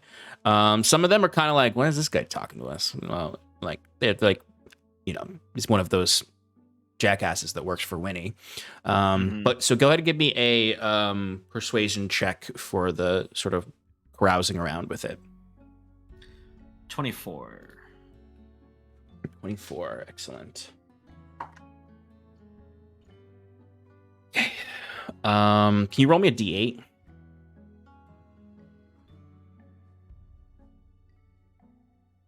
Three. Okay. So while you're moving about talking to them, you would catch a lot of just general flack where they're just sort of like, nice try, as you're talking to them, but also some who are like, yeah, man, it's fucking worst job I've ever done. And some of them that start talking about like shitty jobs, you see a few of them do start to say like, yeah, it felt weird. I don't know if it was, I didn't want to, they were paying good, so I didn't say anything, but I feel like I did something. I don't know. Feels like there's something wrong. It just felt wrong. Yeah. I don't know. We weren't allowed down to the lower deck. So generally just some people expressing like, nothing was illegal that I saw, but the job felt weird. Yeah. And then maybe, if possible, Jaquet might try to, when one dock worker like puts down like their clipboards or whatever. I distinctly remember you describing this worker when we first met him as having a clipboard writing down people's like names and stuff where they came in on. Jaquet would try to like snatch a clipboard like that just to like peruse it to see. And then maybe even like using that clipboard, go up to a number of ships that have recently docked and be like, oh, no, I got this one. Don't worry. And like try to see if he can like actually catch any illegal activity in the act. Yeah. So go ahead and give me that sleight of hand real quick for the clipboard. 12. Okay. So it's a little difficult to find a clipboard exactly like the one that you want. I imagine though that you're able to find a decent one, like something that's not actually one of the dock master's clipboards, but it is like, you know, like, oh, there is something that someone was using, probably actually one of the sailors or one of the captains as opposed to the official one. Right. And then you're looking to just sort of see if you can catch anyone kind of being a little suspicious while you have this. Yeah, so, you know, like when a new ship kind of docks and people start getting off, like, you know, Jaquet will go up to them and be like, hey, you know, dock worker here. Where's the captain? You know, declare yourself, declare your goods, declare what you think you're gonna have to pay on taxes, and I'll tell you what you really gotta pay. Haha. Okay, and are you trying to catch them in like a bribe or in like there's some maybe thieves can't or something like that comes up? Yeah, in whatever, kind of ways, if he notices any thieves can't being used. I will say I do recall this from the last time that Jaquet did something illegal under this guise, was that the worker didn't really think that this character was one to do illegal activity. So yeah, thinking on it, I don't know if I would get approached in that way, but just to see, like, maybe someone's like, we usually deal with someone else, or something like that. Yeah. Okay, go ahead and give me another persuasion roll. As you're moving about. That's only, I can't get lower than a 20, so that's only a 20. Okay. Sometimes I forget. So, I will say you don't necessarily find anyone who is willing to engage you in more detailed illegal behavior. There is one ship that you go to where they are hesitant to work with you. You get exactly that vibe you just said, where they're like, we usually deal directly with Winnifred. Are you new around here? They not new, and as you can see, gestures back to the office where you can see Fyrn's head above the crowd, waiting in line. Winnie's a little backed up, so trying to help her out here, get things moving. The last thing she wants is to have things clogged up. You know how she can get, right? That Goliath rage. Yeah, how things get. Well, and he kind of like looks past you. Line looks like it might clear up soon. I think we'll wait just fine here. And I think there's some attention needed over there. And he points his hand out, and if you follow his hand, you can see he has a silver coin between his fingers. Yeah, I guess that's my cue. And like kind of putting the clipboard out a little to like catch it if you drop, or actually really just putting a hand out. Because he doesn't actually want him to see the clipboard. There's nothing important. There's nothing on it. Yeah. He'll pass you the silver, and then he'll actually flip you another silver. Appreciate it. Can I catch the name of the ship? Yes. Give me a perception check to catch the side of the ship before he kind of like stands in front of you, because he doesn't want you looking on the deck. 19. Yeah, you'll definitely get the name of this ship. You see it is the Coral's Quarrel.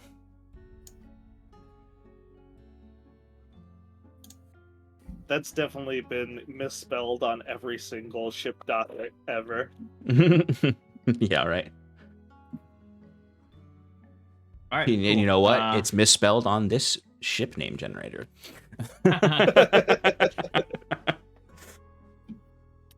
All right, then Jaquet's gonna head out. Yeah. Does he notice the aboleth at dock? The aboleth was the ship that I dealt with previously. With the 19 perception that you had for your last one, I'll say that you're looking at the Coral. That was a mistake. The Coral's Quarrel. And you see past it, like a couple piers down, you do see the aboleth is there. Okay. I think Jaquet would head that way. Okay. While you're heading that way, Fyrn, you reach the front of the line. As you can see, Winnifred is writing in her ledger, her big ledger, as you approach. Hello, I'm looking for work. What kind of work are you looking for? Dock work, moving boxes. I don't really plan on traveling, but if you need some muscle, I'm your man. What's your name? Fyrn. Fyrn. Oh, that's right. I thought you looked familiar. Fyrn. You're part of that official heroes group of the city, aren't you? Yeah. Iron and Mana, yeah. Iron and Mana, that's right. That's the name. That's the name. Those hero organization names. It's almost as if you're gangs or something. Kinda. Doesn't pay as well as a gang, though. I'm sure. Wouldn't know much about it, but I do know who you associate yourselves with. And I don't think I need a dock worker right now. What do you mean by that? Did any of my friends do anything to mess with you? From my understanding of Iron and Mana, your group, or at least those I know in the group, they like to mess around. They like to provoke powerful people. And I don't need one of my dock workers being involved in that. Well, I'm telling you, I'm not involved with it. Whatever they were scheming had nothing to do with me. We might be in a group together, when it comes to fighting monsters and stuff like that. I'm the muscle. They call me in when they need me to fight something. Give me a persuasion roll.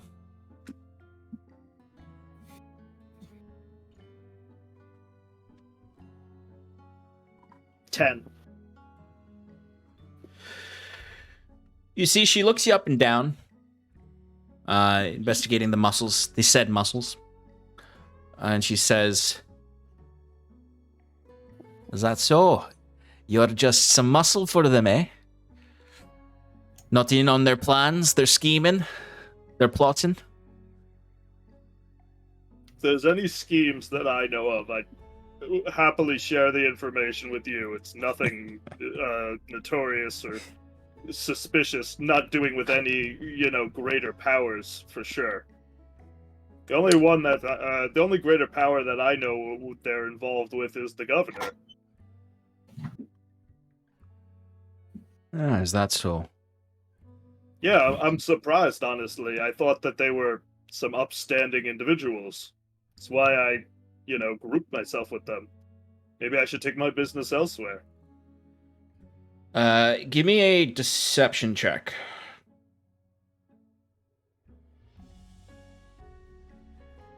18. That's good for me. Banger. She looks and she's like, they really don't tell you that much. All right, well, Fyrn, is it? You look strong enough for sure to handle some boxes and crates and some rigging. Whatever you need. I got a little experience on a ship. All right then. I'll hire you on for a trial period. When can you start? Right now. All right then. And she looks into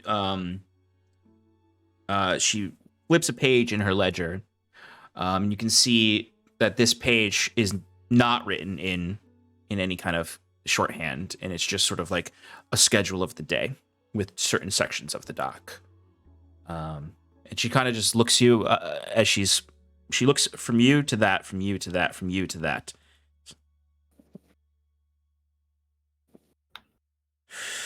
You could report to Darius. He should be at that pier right over there. He'll put you to work for the day. We work till sunset. Got it, Darius. I'll let him know you brought me over here. Before you go, lad. She reaches down to one of her drawers and she pulls out a document and slams it down on the table. I just need your signature right here. Employment papers. It's an awfully big document. Well, you're handling awfully precious materials, and if you break shit, I'm not paying for it, you are. I suppose that's fair. Anything in this papers have anything to do with the salary? If you work full shift, you go home with 5 copper.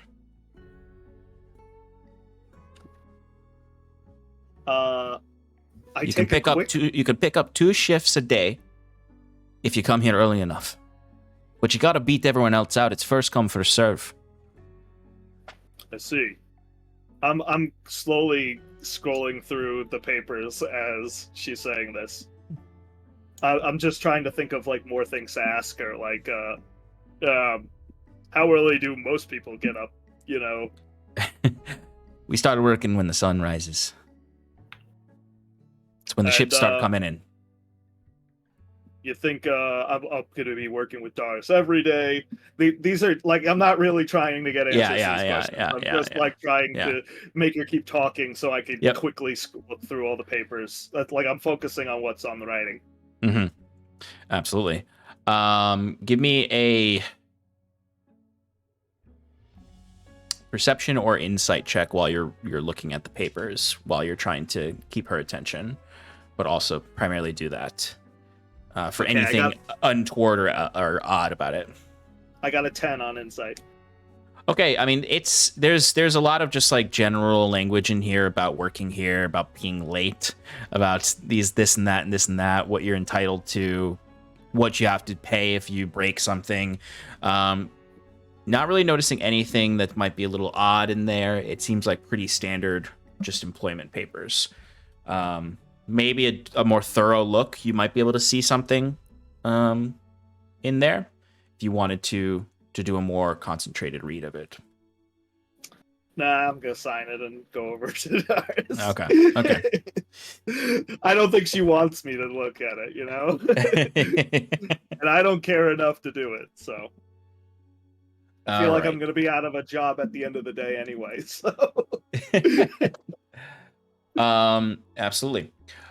So Jaquet, you do make your way over to the Aboleth, and you can notice that they seem to be finishing up for the day, and there's not really any offloading happening. They seem very casual. The crew is just sort of relaxing, tending to little things here and there, but there's no offloading happening right now.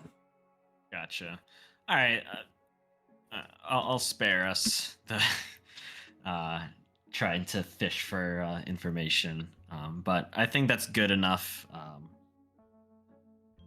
Unless just a quick perception check. Okay.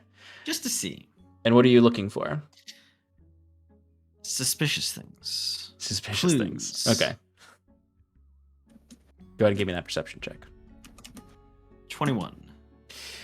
With the 21, the most suspicious thing you notice is the ways that they are looking at you.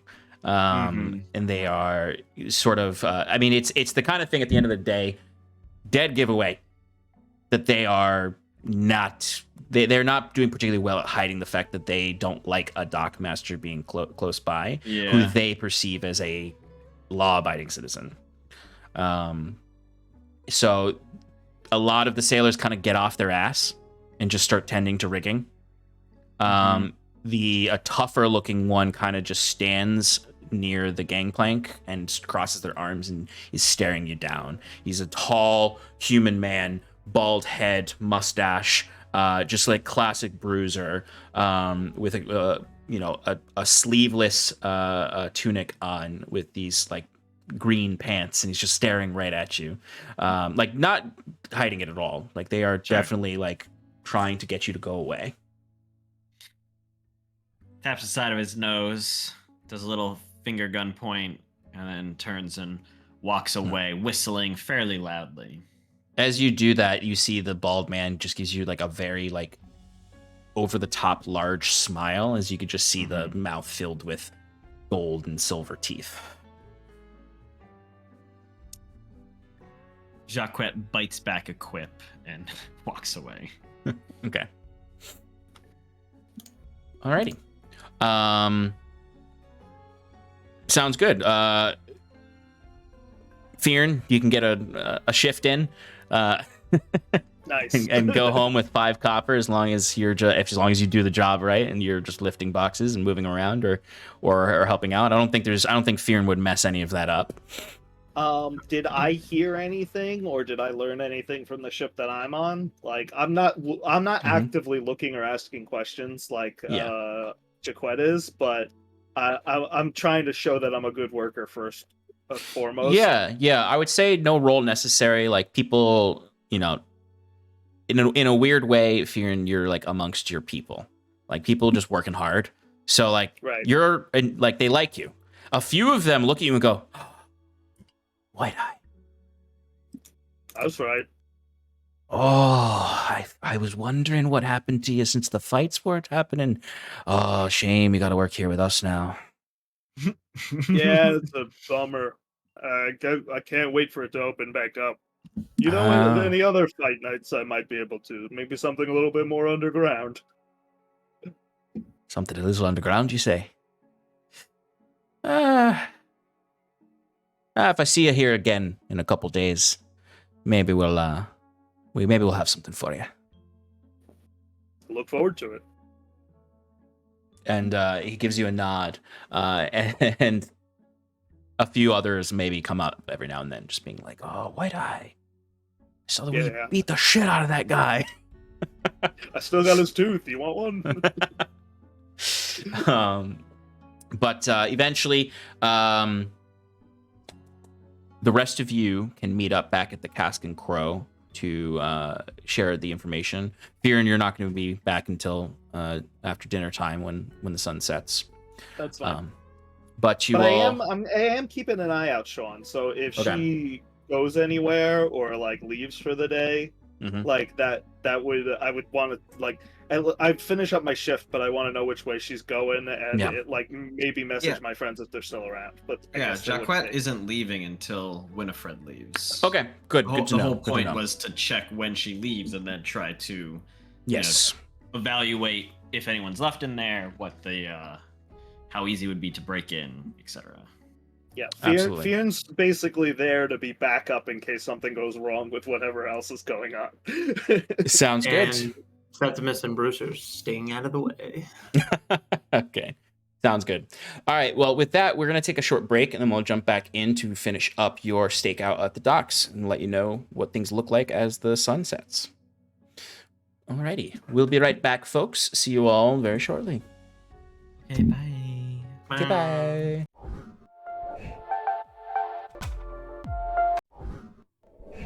Welcome back to Adrift in Aldhalor. Our heroes have been scoping out the docks to help them with completing their potential bounty on Winnifred Teague, the harbor master. They have learned that she does keep 2 safes, one could say dummy or a decoy safe, and then one underneath it in a hidden compartment. And that these safes do have some magical aspects to them. Now, our 2 heroes who discovered this have head back to the tavern, while the other 2 are awaiting the actual departure of Winnifred. So we have Fyrn, who is keeping an eye from the docks, where he is working as a dock worker. And we have Jaquet disguised as a dock master, who is meandering around with his clipboard. I think point of clarification, because disguise self only lasts for an hour. That's true. And I'm here for a few hours. I would only use like 3 castings of it. Okay. And then once that runs out, Jaquet would keep to the shadows and basically try to hide out of sight with a clear line of sight on the office. He might go like onto a roof, and because he has a spyglass that he can use, he might set up there. Yeah. That's totally fair. I'll say within those 3 hours that you are casting the disguise self, you're able to look about, maybe even catch Fyrn again, just to identify each other again. But 3 hours would bring us into the late afternoon. So we wouldn't get to sunset there, so you would have to do that post out at some point. Yeah. And I guess that's me saying she does not leave within those 3 hours. Right. That was my assumption. Yeah. So there's certainly plenty of buildings by the entrance to Harborside that you can climb up to the rooftop of. So go ahead and give me a stealth check to find a position up there. All right. And I've got the Cloak of Elvenkind on, so I'll get that advantage. And ho, 2 19s. That's a 29. Sneaky.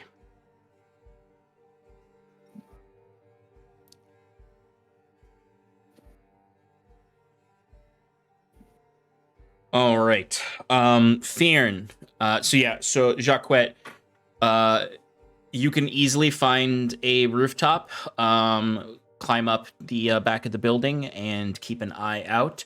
The office is within line of sight of this building, so you're just watching basically from across the street out to the docks. Fyrn, after a couple hours, around the same time that Jaquet leaves, you start to notice some things. The work starts to slow down a little bit as we're getting closer and closer to sunset, and workers are slowly peeling off as the dock masters are letting them go for the evening. How long has it been since? I haven't seen the harbor master leave yet, right? No. Yeah, Okay. it's been I'll say at this point around 4 hours. As we're approaching, it's about 5. We're approaching 5 o'clock. The sun should be setting within the next hour and a half or 2 hours. But as we reach that 5 o'clock time, less and less ships. You would even see your dockmaster going to people and cutting them essentially, and handing them their 5 copper for the day from his coin purse. And it's probably around 5:30 that he comes to you. Okay. Good first day of work, friend. I think you can make a lot of copper here. Here's your first payout. As he pulls out his little coin purses. 1, 2, 3, 4, and 5 copper. I could work a lot harder, maybe even as hard as 2 men. Maybe if I do, would I be able to get double the salary? Just saying. I mean, we'd pay by shift. It would be shifting to a pay by your carrying load. I don't have the authority to approve that. I'll have to run it by Winnie. Nah, don't worry about it. I already signed the papers. I'm sure she'll have something to say. She always does. I've been hearing that a lot on the docks today. It's funny. Well, I mean, you seem like a good person, right? I appreciate Honest that. businessman. I work pretty hard. Almost Good. as hard as you. Well, I've worked harder in my day. It's a good job. Well, then I suspect we'll see you tomorrow. That you will. Have a lovely evening. As he says that, I just walk and I sit at the edge of the dock and look at my coin purse. And I think I also take out a small dagger and I roll I sit in a spot where this is easily disguised if possible. But I'm trying to reflect the sun off the glint of the dagger to shine a little light onto the harbor master's house. And I just make it go around in a circle, something that doesn't look natural. Just so I don't know where Jaquet is, but You're just trying to catch his attention. Right, exactly. Okay. Yeah, you could do that. You would notice in Jaquet, you would also notice this just as the general landscape of this area. No perception check necessarily needed right now. Sailors and whatnot are leaving the docks. Some seem to stay at their ships. You see a few deck lights on, a few cabin lights on, but most seem to be heading off to the hostels in Harborside. As people started to leave the area, some straggle around sunset, but mainly the only people on the docks now are the last dock workers And then those men who are dressed like dock workers, but not doing any lifting. The larger goons who seem to be now kind of positioning themselves throughout the docks as a more security measure seems to be happening. I mean, people pay good money to leave their ships here. They want to make sure nothing happens to them. So Winnie does have what appears to be a security team about. It's around 6:30 that you start to see activity in Winnifred's office. And she seems to be getting ready to leave. Especially Jaquet, you see this with the spyglass. Give me a perception check to see more. 9. So you're having trouble, even with the spyglass, you're having trouble getting deeper into the office and seeing her through the 2 windows. She does seem to be in there for a little while. It's as you're looking and you're like trying to get details that you just start to get this like glare on your on your spyglass coming from the docks. But she's definitely planning to leave soon. Following the glare to see what's going on, Jaquet would see Fyrn and then take out his horn of silent alarm and blast "Brown" for Fyrn to know. And maybe, let me check the range on that actually, because I think he would still have the whole party. Fyrn's like wrapping his mind. Crap, what did I say one horn meant? Actually, technically, I can only one creature of your choice can hear the horn's blare, provided they're within 600 feet of the horn and not deafened. So I'll just use it for Fyrn. Okay, that works. So Fyrn, you definitely can at least acknowledge that Jaquet is still around, even though you don't see his disguised self anymore. Yeah, I put away the knife to like get rid of like any evidence or whatever, and I pull out the notebook that the newsie had, and I just start reading some gossip. Yeah, you find that like that morning before he was scoping you all out, he was just like his beat was wandering around Piscator's Row trying to get some gossip from the fishermen there about the widow's ward. And you just see like a lot of him just writing like piece of shit near this bar, spit in my face, like just like absolute rejection from all of these fishermen. Okay. Jaquet, it would be another maybe half hour, 40 minutes before you would finally notice Winnifred leave the front door of the office. And you can see she's looking at her pocket watch to check the time. It's a little past 7. She closes it up, puts it in her jacket, and you see she locks the front door and then pulls down these sheets over the front windows. They seem to be kind of like in the walls, like pull out and then drop down and lock those. They're just wooden sheets that have what looks like a padlock. And she starts to walk away. As you can see, she stops at one of these guards, and they just seem to be talking. This guard, even though they are all indiscernible from each other, seems to be probably in charge since she's talking to him so much. And you would have noticed like some of these guards did leave and new guards came for new shifts for the evening shift. As she would then shake his hand, start walking away. She's heading north to the widow's ward. Okay. In the time that Jaquet had been posted up, was there anyone else that had seemed to like stay inside the actual building? office after she left? Yeah. No one seems to be staying inside. The guard that she spoke to does stand in front of the door of that place. And at this point, how would you continue doing more staking out to see the behavior, or would this be where you'd try to reconvene with others? Yeah, I think Jaquet would now be like, okay, like kind of like watch Winnifred, just like make sure she's going to the widow's ward, and then hop down and maybe even like go tap Fyrn on the shoulder and be like, all right, let's go back to the others.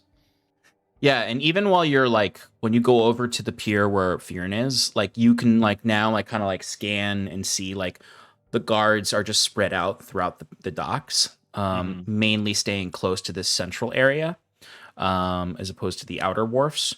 And they are like eyeing you both. Like even like Fyrn, like as you were waiting for Jaquet, like one of them might even have been like, "Hey, it's time to go." I'm just reading a book. I'll be done in a minute. All right. As Jaquet, you can snatch up Fyrn and see if you can head back to the Cask and Crow to reconvene with the tech boys. Our men in the vans. Yeah. These idiots, don't they know the sun already set? I couldn't reach anything. It was so dark. That was an obvious lie. The guy should have caught me. This is me telling you this on the way back. Yeah. Yeah, like especially the guy who would probably be like, he's like was holding a lantern on you so he could see you. Yeah. No, he definitely should have been like reading. But anyway, A lot of people have dark vision. that's Maybe true. It is a slow world where, down. that is a good point, actually. That's a really good question, actually. Like, does dark vision, like, it turns things in gray? Does it make it harder to read?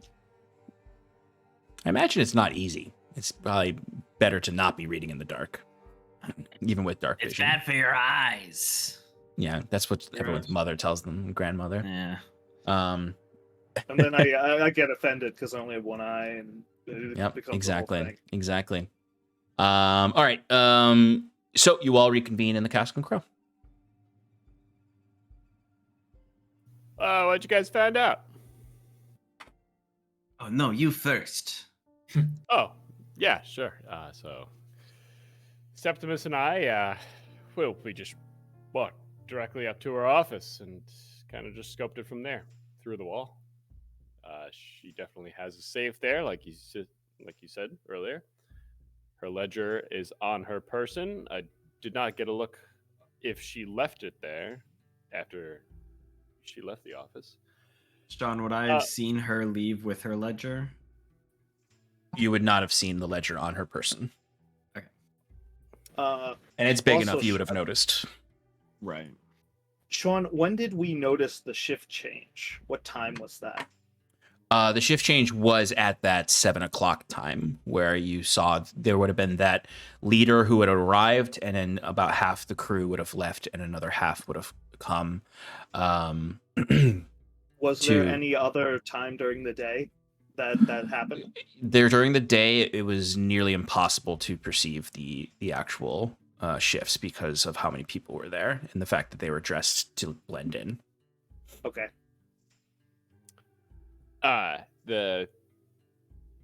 She has a lot of weapons in there, a lot of crossbows. Obviously, probably to protect herself if things went down. In addition, Septimus was able to scope out that the safe is enchanted with magic. Now, I also was able to tell that there's 2 layers to the safe. There's a dummy layer where it has some silver and whatnot into it, and then there's another layer. So if you open the safe and you think you got it, you didn't get it fully.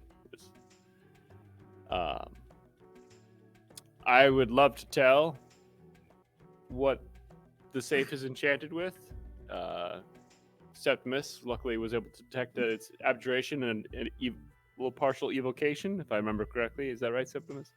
That is correct. And abjuration, I imagine there's either some sort of alarm spell that maybe triggers. That's what I'm fearful of. Or it's a means of locking. I'm not it further. Either way, Probably an arcane lock. Yeah, that's what I was. Pretty imagining. standard in my line of work. Yeah. So we need a way of dispelling that before we're able to have your sly fingers on that. What if we just put the whole thing in your bag of holding? I don't know if it's big enough. That probably wouldn't fit, would it? It's full of spiders right now. Yeah, it probably weighs too much too. Actually, my bag of holding is quite a bit more weight left to it. I feel like I could fit like 100 more pounds in there. Do you have the spiders in there? Yeah. The spiders, you told me, are 50 pounds Okay, each. good. I just wanted to make sure you had the poundage in there. It's 150. Yeah. Yeah, so you'd probably be able to fit at least one of the safes in there. If that was the path you wanted to go with. Oh, wait, it's not like a tiered thing? Like it's not like a safe in a safe? No. It's so there's a safe on top, and then there's a hidden door under, or a hidden platform underneath it's underground. It's below. Got it. Okay. Yeah. But so here's another question, Sean. Mm-hmm. This office is on a dock. Yes. So what's underneath it is So there's okay, not no, much underneath the it, office right? is not on top of the dock part. The office is on like the stone seawall, and then exactly, and then the docks come off of that. So there is stone underneath it. Okay.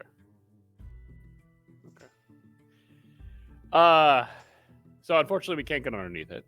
But if I imagine it's pretty easy to break in if we need to. You did have a heavy guard patrol. Maybe if we come in from above. Above. Yeah, the roof. How do we do that?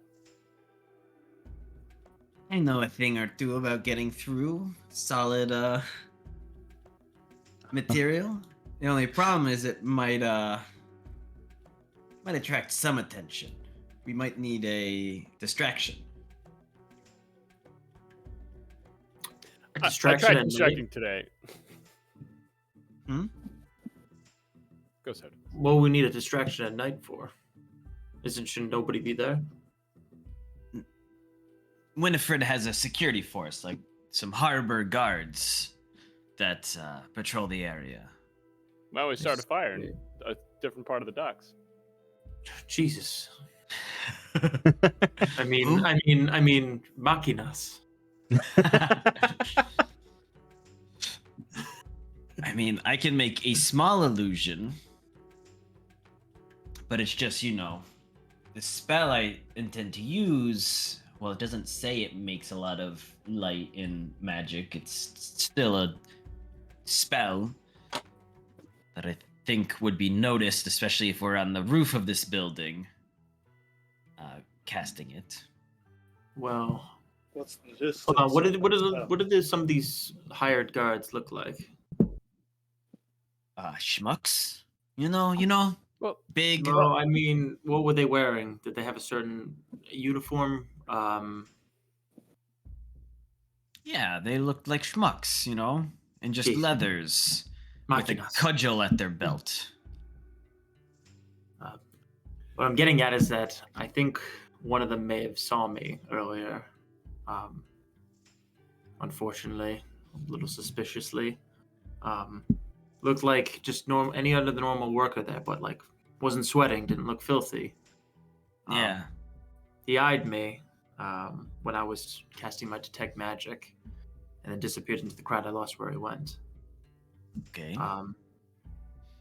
Maybe I caused a distraction because they already know my face. They'll be thinking that I'm the one trying to do something, but that's just a diversion completely from what you're doing. If he sees me again, maybe that he would focus in on just me. That could work. Maybe you bring Sal with you, just in case they try to rough you up.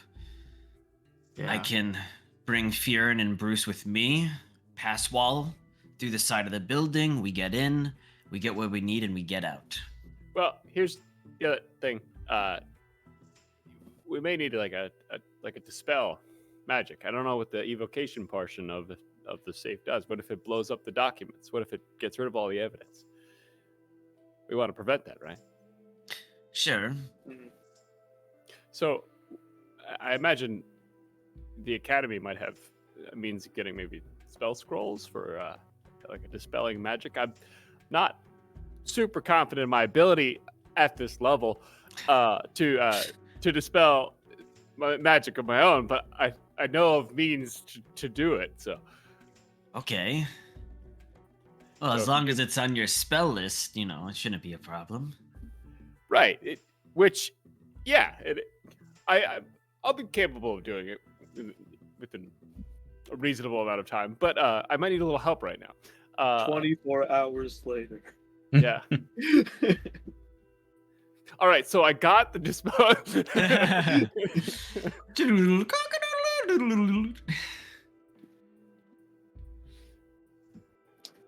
Well, Day. this all seems good to me.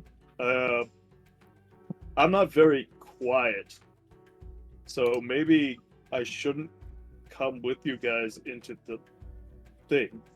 I'm not either. Okay, I'll go by myself. Fine.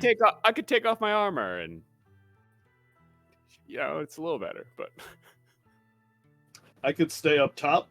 Maybe on a nearby roof. If anything goes down, I could misty step in. I could cast darkness if you guys need a smoke screen. Okay, so maybe I go in by myself. Bruce and Fyrn are backup, and Septimus is our distraction. That sounds Septimus, like a do you plan. have a method of getting away if they try to apprehend you? I will bring Sal with me as a little bit of protection. But if I have to flee, I have some ways of running fast. Okay. Sounds like a plan. do you guys know what kind of goods they were bringing in? Didn't see much. What I have noticed during my time there, Sean, what might have been brought in? By like the coral and the aboleth, or just general. I think just general. Yeah, I mean they're loading. Often the stuff that gets loaded in these docks is grains and other food supplies. Bringing in is a lot more like produced goods, metal sheets, things that they don't really make a lot of in Hyven or in Asia in general. So it's a lot of manufacturing goods, and as opposed to perishable things or other stuff like that, for the most part. Sean, since we did a 24-hour skip, can I have 10 more copper for my 2 shifts? We didn't necessarily do that. That was just We have not confirmed the 24-hour jump forward. You guys did not find a bed. Damn it. We didn't all sleep at the same time. Roll out your mats, your bed rolls.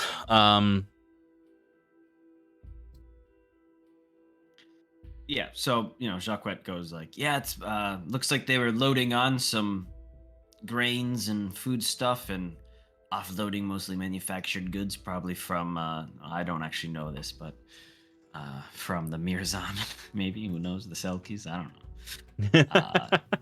know. Maybe supplies for the engine, train choo-choo. No wind of any illegal goods. I tagged one ship. Goes by the Coral's Coral. They did not want to deal with me, though I was disguised as a standard dock manager. They seemed to only deal with Winnifred herself. I didn't get a good look at what they had on there.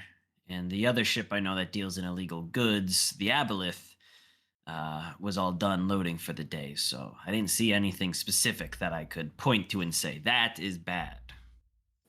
Ah. Yeah. If only I could have disguised stealth and walked around. What was the name Yeah. of the ship that I was working? I guess I was working on a bunch of You ships. weren't. Yeah, you weren't working on like one specific ship the entire time. It was just wherever you were needed at that pier. Never worked on either of those, though, I'm assuming. No. And sometimes it's not necessarily like it's not like they're inherently bringing in drugs and stuff like that. It could literally just be stuff that they're not disclosing to the Commodore's office that are coming in and out in some way, or shaving off the top of the goods that are coming in. It's not necessarily that they're bringing in arms, although there may be some in some areas, depending on where you look, given that Cadmus is in some way working with arms dealers. Yeah.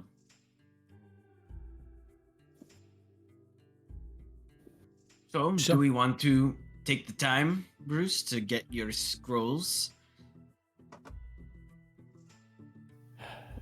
I think it's worth the precaution. I don't think you're wrong. Do we not want to investigate what she's doing in the widow's ward? Maybe we could catch her there. I mean, maybe we could follow up in the meantime of this secret person that she's meeting up with. We can go take a look. I have a feeling if she's going to the widow's ward and then somewhere else afterwards, depending who she talks to at the widow's ward, it could be a connection with you know who. He says, looking at them all and like raising his eyebrows, like ooh. I mean, she might still be at the bar. Otter business? Yes, the Otter business. Why don't we make our way there? Sounds good to me. We all want to go? Yeah, I got nothing else to do. Yeah, let's stick together. Okay. Okay. So you're taking a trip to the Otter business? Oh, yeah. You know what it is. Party time. What day is today? It is fight It is night. fight night.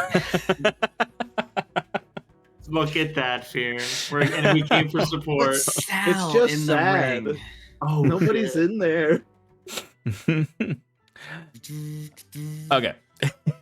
Yeah, your sparring opponent, Fyrn. And Right. let's not sit together, all right? If Sal gets in the ring, I'm ripping an arm off. That's just happening.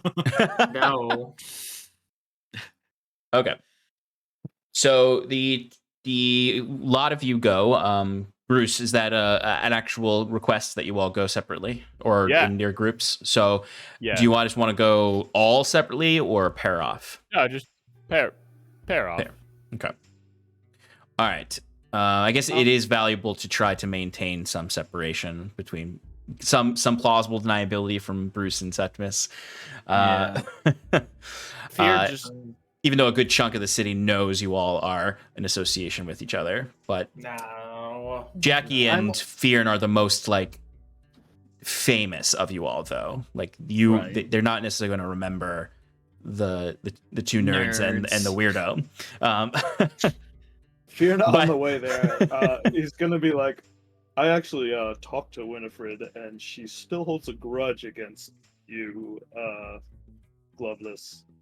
And I hold a grudge against her for extorting so much gold out of me back when gold wasn't as valuable and yet would have been nice to have still.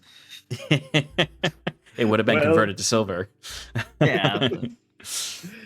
Well, it's the sort of thing where I kind of told her in order to get a job that I didn't want to hang out with you anymore. So if she sees us together, just act like you're really sorry. Oh, Fyrn. Can you pull that off? You're gonna I have to don't pay him know. for that one. I'm a pretty good actor, but sorry's not exactly in my repertoire. I'm sure Yeah. we can come to an understanding, though, if even need be. Maybe I won't go inside if you're headed in. Do what you want, but I was also gonna take this time to maybe scope out that ox Oxalotl. Not sure what you mean. Orkwood. Orkwood. Well, I suppose we'll come in at different times. You know, I'll you go in first. Sure. Whatever you want. It's your club down here. Okay. So you head over to the Widow's Ward. Split up. Bruce and Septimus, I imagine you arrive. Actually, probably. I mean, Fyrn and Jaquet, you might go ahead of them since it's your kind of territory. So Fyrn and Jaquet, when you start to approach, the Widow's Ward is still kind of in its semi-shutdown, but it's it's a little bit more alive. It's not completely dead when you're walking through. There are some folks there. The Otter business does look like it has some patrons, nowhere near as big as the first night you were here. But it has enough patrons that the bouncer is back in the front. This time it is not Odwin. It is Obert, the orc. It's there's actual music coming from it. So the place is maybe doing a little bit of a bounce back. You might even see if they're doing maybe a version of Fight Night tonight. But you approach and Obert is in his usual leaning up against the wall, trying to look really tough. You do notice there's one other person there, as opposed to the usual little gang of brutes that just sort of stand out there and hang out and smoke and make fun of people. There's just one other guy with Obert as kind of his support, who is Obert's an orcish fellow. The other guy is a dwarf, who is just they're just flanking the entrance as you approach. As Obert kind of looks at you, Fyrn, and just sort of grunts wide eye. Obert, it's good to see you again. Yeah. It's been a while. Well, it's been a little weird around town, but things might be bouncing back. Who's your friend here? Oh, this is Dell. And you see the dwarf just sort of gives you a curt nod. He's got a short beard. The dwarves of Hyven seem to tend to keep their beards shorter than traditional dwarves. Wearing typical leathers, very much so giving a mean mug to you. As you would notice that he does have, like, at his waist, he has, or his belt, he's got a set of brass knuckles there, which is another sign to you, Fyrn, that things are going slowly back to normal. They're brandishing weapons again, as opposed to just being like, we're just a bar, hanging out. But Obert, but it's not as... Go ahead. Does his boots look familiar, out of curiosity? The dwarfs? No. Okay, good. I say, hey, Del.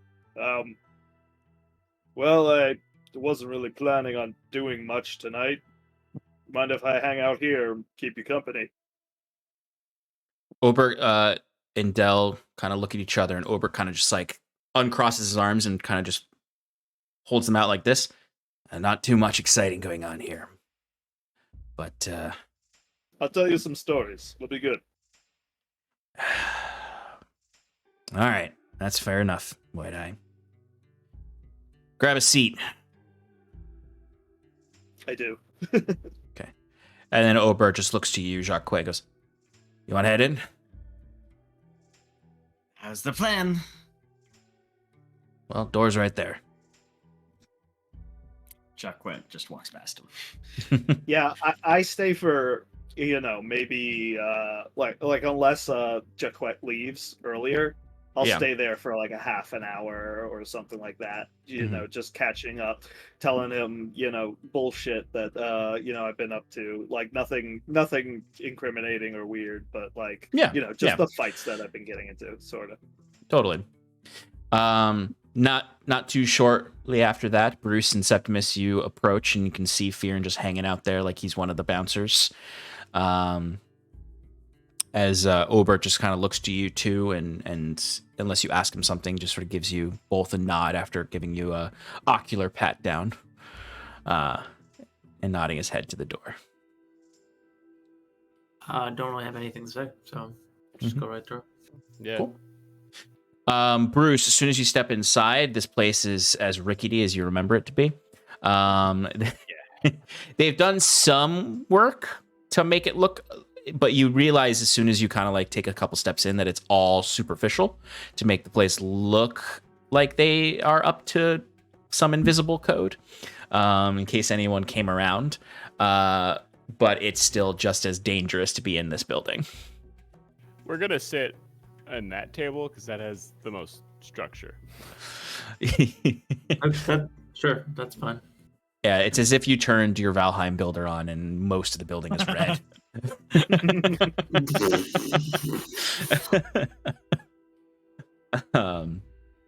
But yeah, when each of you comes in at your own pace, you would notice that the place is definitely a little bit more alive than Fyrn has given it credit for. Maybe it's just timing, but there's a very, very simple bardic band playing right now, just a few kind of folk tunes, nothing too exciting, but just sort of background music. Jaquet, you do notice there are a few people playing cards, but there's no like mass gambling like there was before. Right. The ring is still there for fight night, and you do see the bookie is up there, kind of looking at his own notes as if like this might be like their soft launch of fight night. But like it's been so long that people aren't really just people haven't gotten back into the rhythm of it. You can see there's like this probably like 14-year-old boy sitting by there, just sort of like looks like he's waiting, like he's the crier that they're gonna like send out later to be like, go tell it. Like they're scoping things out. If they see anybody interesting, they might try to ring up a fight night. But right now it's just sort of like that kid's just like sitting there picking at his fingernails and the bookies look stressed. The VIP area does have some lights behind the curtains. It's definitely, there's folks in there again, as opposed to the last time you were here, Fyrn, it was completely blacked out and there was nobody up there. They are slowly but surely getting back to their usual flow. You would notice right away that Winnifred is here at the bar. And she just has a tall pint glass of sour beer that she's sipping on. So Jaquet, you would be in there. You know, you'd have some time in there by yourself before Bruce and Septimus join in there. What would you like to do? Jaquet immediately walks up to the bar right next to Winnifred and goes, one of your nicer wines, please. Yeah, totally. And you see like the dwarf bartender, who's the same dwarf bartender that helped Sass out when she was puking. Yeah, absolutely. And he kind of rushes over and starts to pour the wine as you just hear like somehow you can just hear her anger at you being next to her. Like she's like, you can just feel the tension immediately as her hand like tensely brings the beer up and sips it, and she sort of slams it down and looks at you, just glaring. Jaquet's totally looking forward, and then once he feels her gaze on him, turns and goes, "Oh, Winnifred! Good to see you, my friend. How are you?" I suppose this isn't my office, so I can't be mad at you for showing your face to me. Your boy showed up at my office earlier today, the blue one. My boy, I assure you, I have no children I know about Winnifred, and if I did, I would never send them your way. If you don't mind, I think I'd like to have my drink by myself now. It's an open bar. I was just getting a drink. I apologize if I'm cramping your style. I just don't expect to see a Jaquet unless there's something that you're looking for. I was looking for a drink. It's at that And exact again- moment he comes over with a Yeah. glass. And Jaquet tosses him the whatever cost. Oh, for the finest red wine here, you said? Yeah, It's or just the a finest silver. wine. I don't It's even just know a if it silver. was red. As he tosses a silver over and takes his drink, and he goes, "Now that I have what I need, not from you, I'll leave you alone." And she kind of looks at you and give me a deception check. That's fair. You're not exactly lying to her, but you are deceiving her. 27. 27. Okay. So you do notice like her face does kind of untense as you kind of say, "And now I'm walking away," because she's like, "Oh, maybe I was too harsh there." As she sort of looks ahead, sighs, and stares at the non-existent TV playing sports. She sips her sour beer and kind of looks around. It's just two puppets. Throwing a football back and forth. They're reenacting previous fights. Yeah, The actually, puppets. that actually would be really fun. When things pick back up, they'll institute the puppet shows. It's as Jaquet is stepping back away with his wine that Bruce and Septimus would come in at this point, and see Jaquet sort of flourishing across the room with his glass of wine, and Winnifred on the opposite side sitting at the bar. This is how Jaquet approaches them. Oh, he doesn't approach them. Yeah. You notice Jaquet sit at a table that is definitely at a weak point, Bruce. I just whispered to Jaquet, just don't fall off your stool or get up abruptly. As he says that, Jaquet, you kind of like jump back, that you hear just like.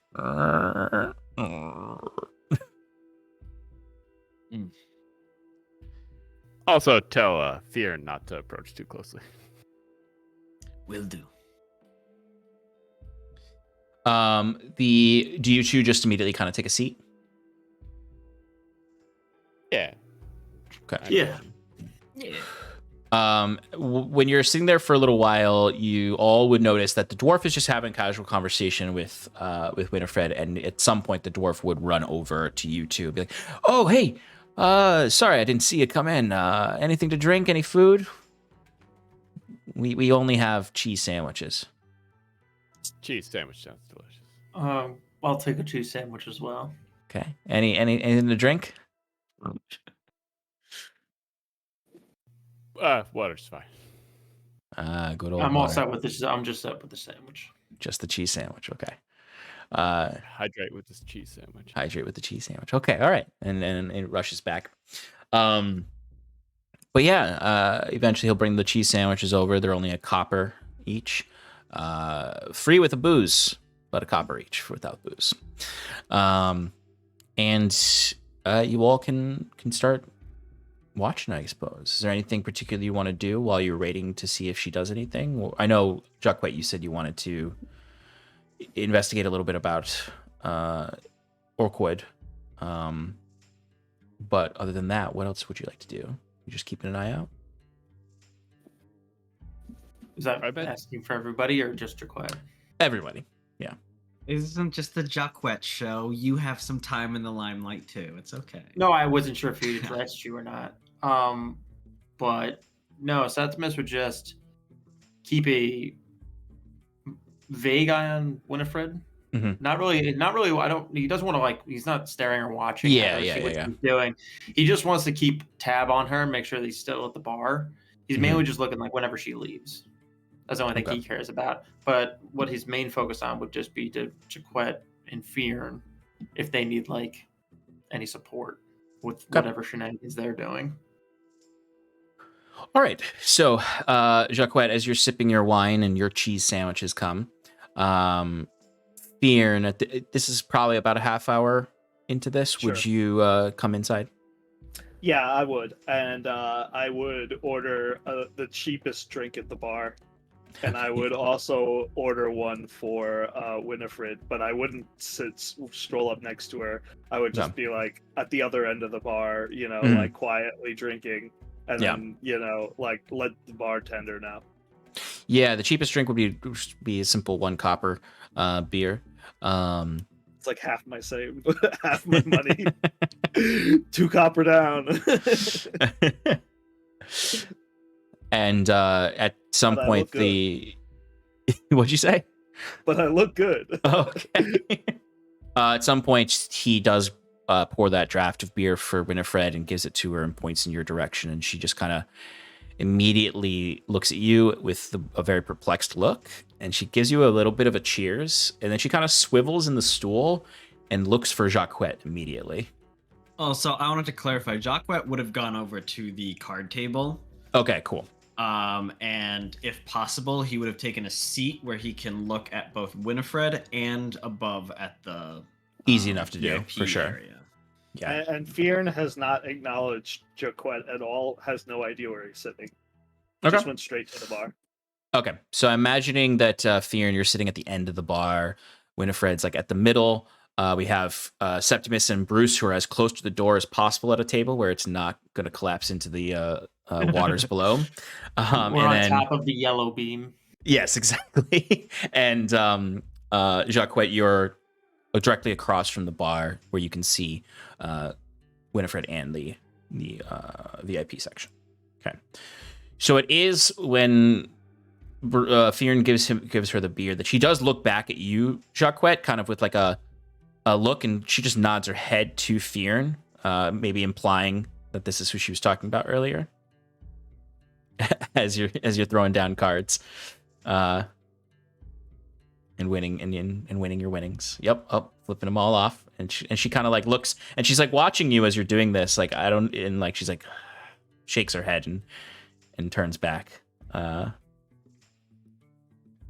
But she is, for anyone watching her or keeping an eye on her, she was relaxed after talking with Jaquet, but then now is suddenly tense again after Fyrn walked in.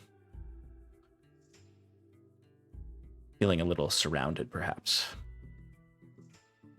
Then Jaquet draws his crossbow and says, "You're coming with us. Stop resisting. Bruce, quick, the irons! Quick, break the entire building!" Get the paddy wagon. If you cast thaumaturgy, this whole building will collapse. Clap.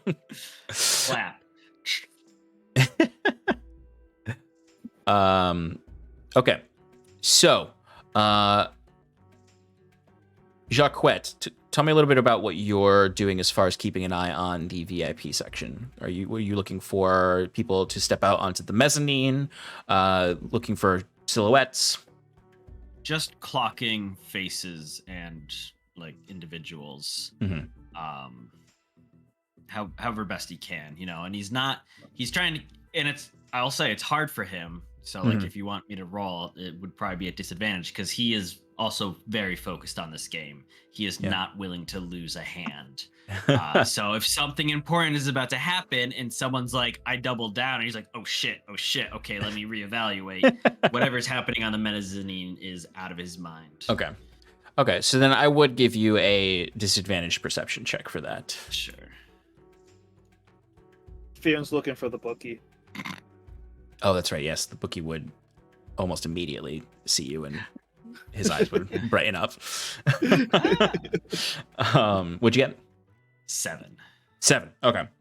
So it is the kind of thing where you are like keeping an eye up there, and you'll see like the curtain shift a little bit, and then someone will be like, "What the fuck is that hand?" And you're bring your head back down. He's like, "I'll match you till we're dead."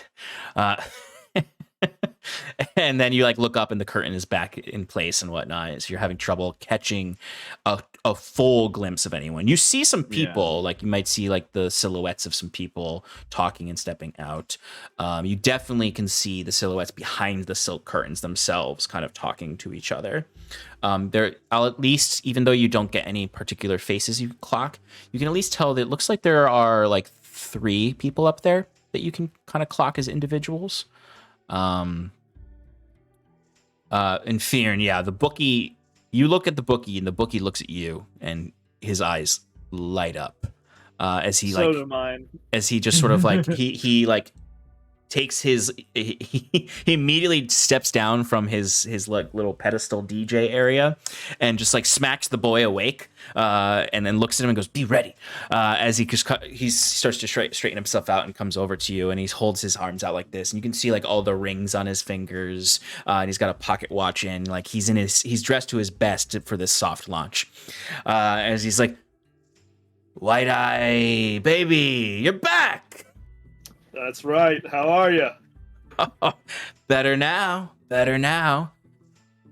Oh. Listen, I'm always, I'm always around for a fight, but I gotta be honest with you. Times have been rough lately.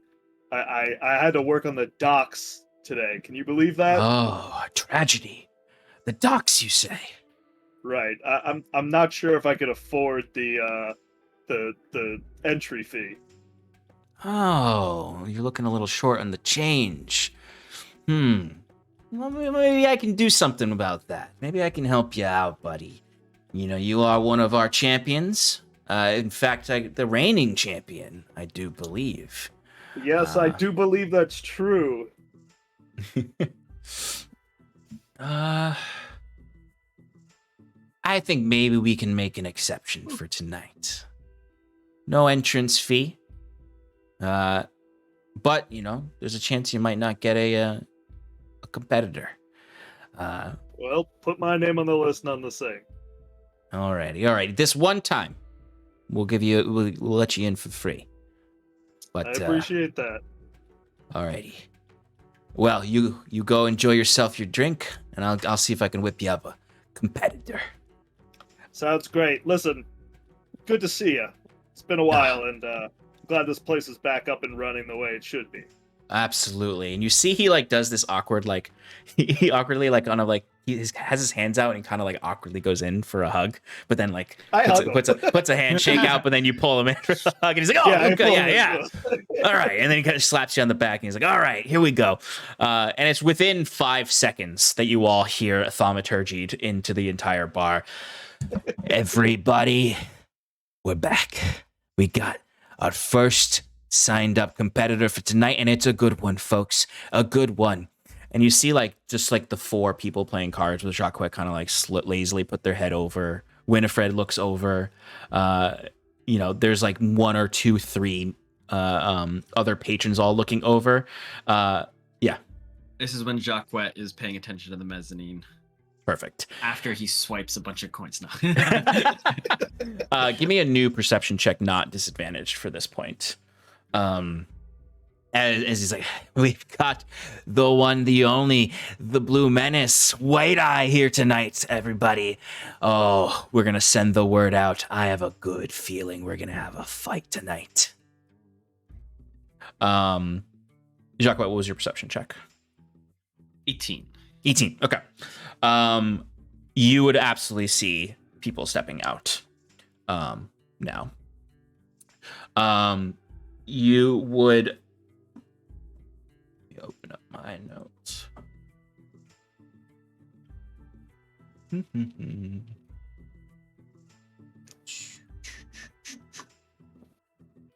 You would notice that there is a drow woman who steps out, who is quite tall, almost as tall as Fyrn, with tightly held back hair that's in a long ponytail that goes down to her waist. She's wearing very dark purple, almost like a Merlot colored long jacket that is buttoned up tight to the neck. She's carrying her own glass of wine. The Merlot jacket has these gold trims at the ends of the sleeves and the bottom of the long jacket. She definitely looks wealthy. You see jewelry all over her hands, rings and bracelets. The jacket sleeves kind of come to like almost like a wizard sleeve. They're wider at the wrist. And she has these very, very small glasses that are these small circles that hang at the end of her nose that she very delicately with like her knuckle like push up to get a better look at Fyrn, and then kind of grabs them and straightens them out and holds them out a little bit as she's inspecting him. Behind her steps out a dragonborn, not Kellen, a dragonborn with gold scales and a similar jewelry all abound. He is wearing a rather formal suit with a tight waistcoat, all black with a white shirt. Very formal and very tightly held up. He is less interested, but came out because this person came out. And then finally, you see a tabaxi who comes in. They have spotted brown fur, almost bobcat-like, and they are wearing. I'll say you clock them as having more, their attire is more Gwenvaleri than Aldhalorian. They don't wear the like similar suits that the Aldhalorians like to wear, or the long coats of the Aldhalorians. In fact, you notice they're dressed more like you, more in sort of a Renaissance attire. As this person comes out, and it is a male tabaxi who actually has like similarly like fashioned mustache.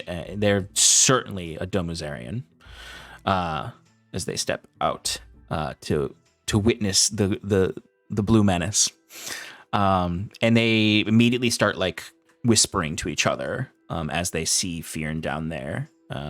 As the bookie would like sort of gesture to you, Fyrn, to stand up from at the bar. And that young boy immediately goes running out the door. And you can even like Bruce and Septimus, since you're by the door, you would immediately hear, "Hey, everybody!"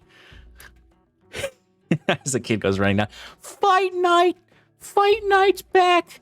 We got White Eye, the Blue Menace. He's here. Fight night. Who's gonna challenge him? Big earnings, big winning. As he disappears into the night to try to rile people back up.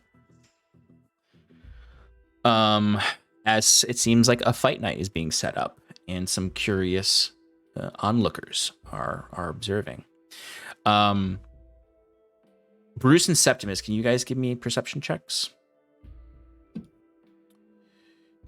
Bruce, you probably aren't going to see much of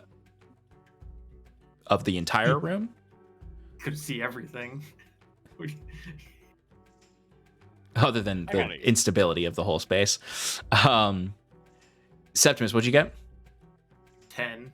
10, okay.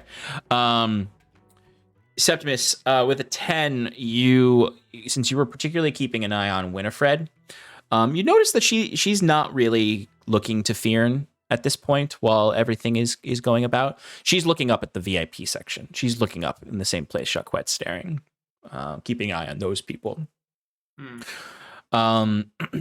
Bruce, with a 20, you said?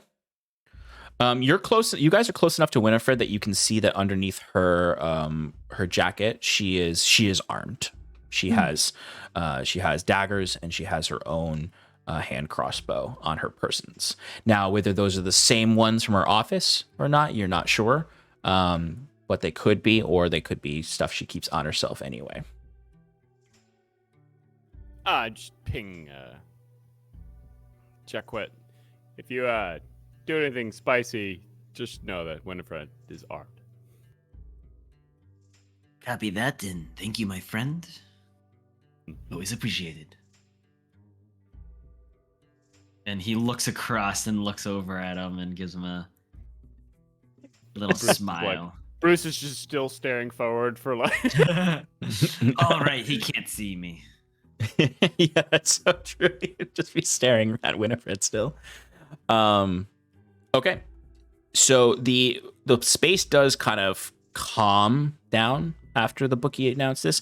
The folks at the mezzanine stay out on the mezzanine, though. They seem to have readjusted themselves to be hanging out here now.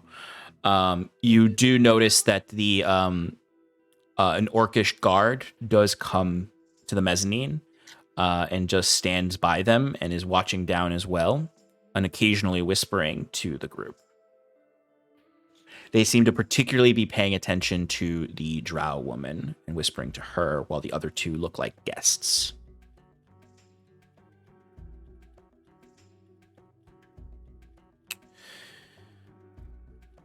So, at this point, you're sort of waiting for the next move to happen, keeping an eye on Winnifred, on these VIPs, and waiting to see if a challenger comes for Fyrn. While you're waiting, is there anything particular you want to do, or are you going to wait for the next move? Wait and waiting. see. Wait and see. I'm gonna Okay. order a second cheese sandwich. Second cheese sandwich for Septimus, another copper. They're terrible, but I mean, they're not terrible. They are what they are. It's not melted. It's just cheese. Oh, no. Dear. Oh, Yeah. dear. Yeah. It's just shredded cheese between two pieces of bread. Bruce would like to know what are the critical beams in this building. Yeah, Bruce. How many there are? Bruce, you might need to do a little walkabout to get the full range of it, because it's Bruce has longer to go than to it the is bathroom wide. At some point. Yeah, exactly. And I'm sure the bathroom is just a hole off of the back of it down into the water. Bruce, there's a point when you just get sheer vertigo when you walk towards the back of this space. You've never actually approached this side fully, that you're just like, I am standing over nothing but really horrible scaffolding. That you're like, you could knock a beam out and the entire back half of this bar will sink into the water below. There's a couple of these beams too that if you get to the right point and you know where they are and you can hit them, it's all gone. And part of that is the mezzanine of the VIP section. Like, part of that would sink into the water too. All right. Yeah. Noted. It is not great.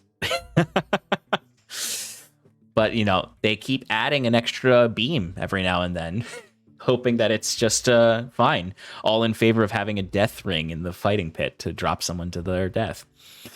But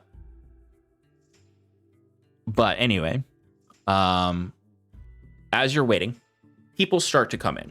The widow's ward crier is doing his job, and you start to see 2 people, 3 people, a group of 5. Suddenly, this place is full. And Bruce, it feels like the whole place is like shaking a little bit, or just careening as more people come in. This place defies gravity.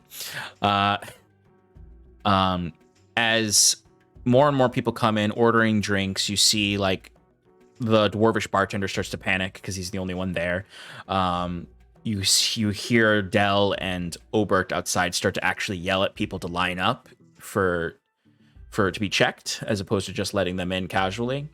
You see Fyrn at one point, the bookie comes over to you and asks if you wanted to step into the private fighter area, if you wanted to get some space from the crowds, because people would occasionally start to come up and be like, "Oh, White Eyes, you're back!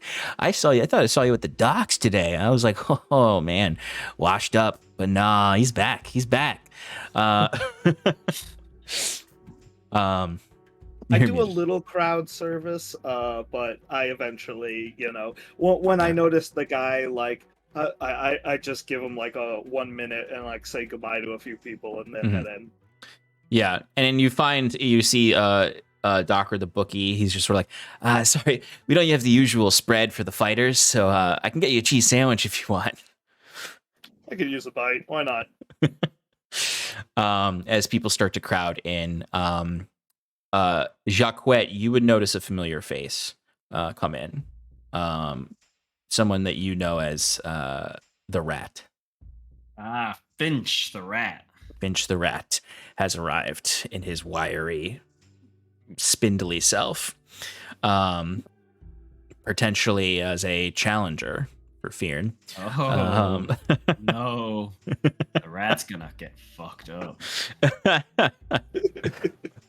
But this place has not been this alive in over a month. So the bookie is incredibly excited. The bartender is excited but overwhelmed, and the very important people are intrigued more so than they have been in the past, as you all await the next thing. The only person who looks uninterested is Winnifred. The entire time she stays on her beer, as if almost like she is also waiting for something. But eventually, Fyrn, you would see the bookie does come in with the rat. And he sort of puts an arm over the rat's shoulder and goes, yeah, kid, I think you're going to do great. I think this is going to be a real exciting show. Fyrn, we got at least one challenger. I want to see if we can, wrangle up 2 more, have a full night. But at the very least, you're going to be fighting tonight. Very good. Who's this guy here? Oh, you don't remember this guy? He was around the first night you were here. This is Finch. Yeah, he goes by the Rat, and it comes to the ring. You may have noticed him. He's real sneaky. He gets those jabs in. He's quick. Like a rat. Get it? Okay. I'll go get that cheese sandwich. To meet you, Finch. And you see Finch is just sort of, you're sort of like cracking his knuckles. And he's like, yeah, White Eye. Good to see you. I was hoping there might be some other fighters, maybe knock you out of the rounds before I have to fight you. I've heard some gnarly things about you. That's funny. I haven't heard much about you. Yeah, okay. All right. Sure. Well, and he goes Put over up a good one. Maybe I'll remember your name next time. yeah, you fucking asshole.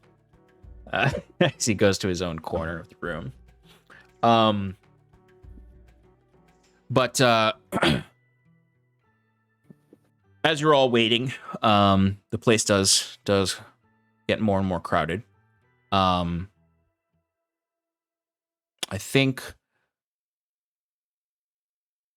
at some point before the fighting happens, which, Fyrn, they're waiting until they're of the maximum crowd, basically until the boy comes back and says he's literally reached every corner of the Widow's Ward and probably a little bit outside of it.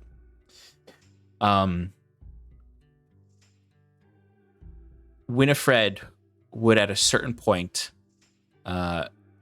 stand up to leave.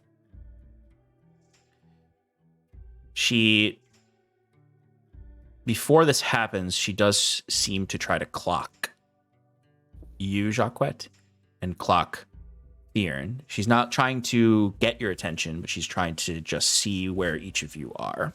She doesn't see you, Fyrn, because you're in the back. Right. Jaquet, she would clock you, and you would notice it out of the corner of your eye. Would you avoid eye contact, make eye contact, or just keep doing whatever you're doing?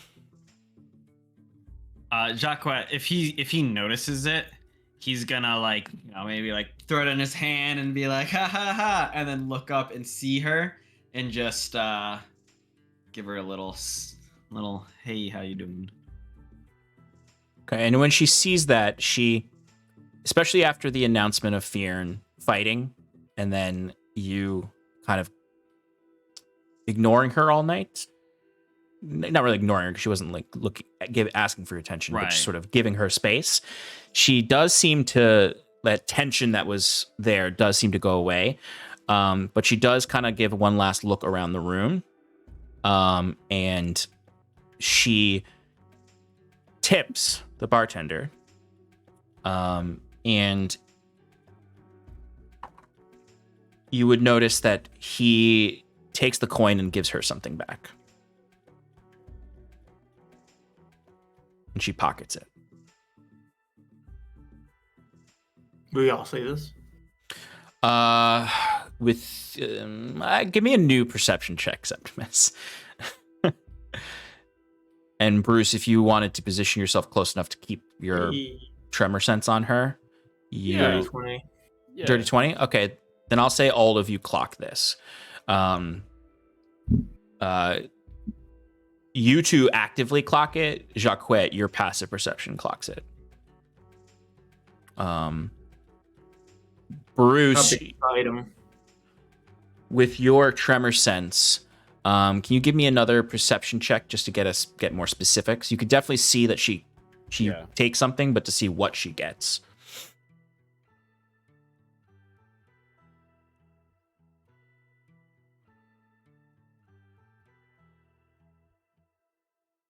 Damn.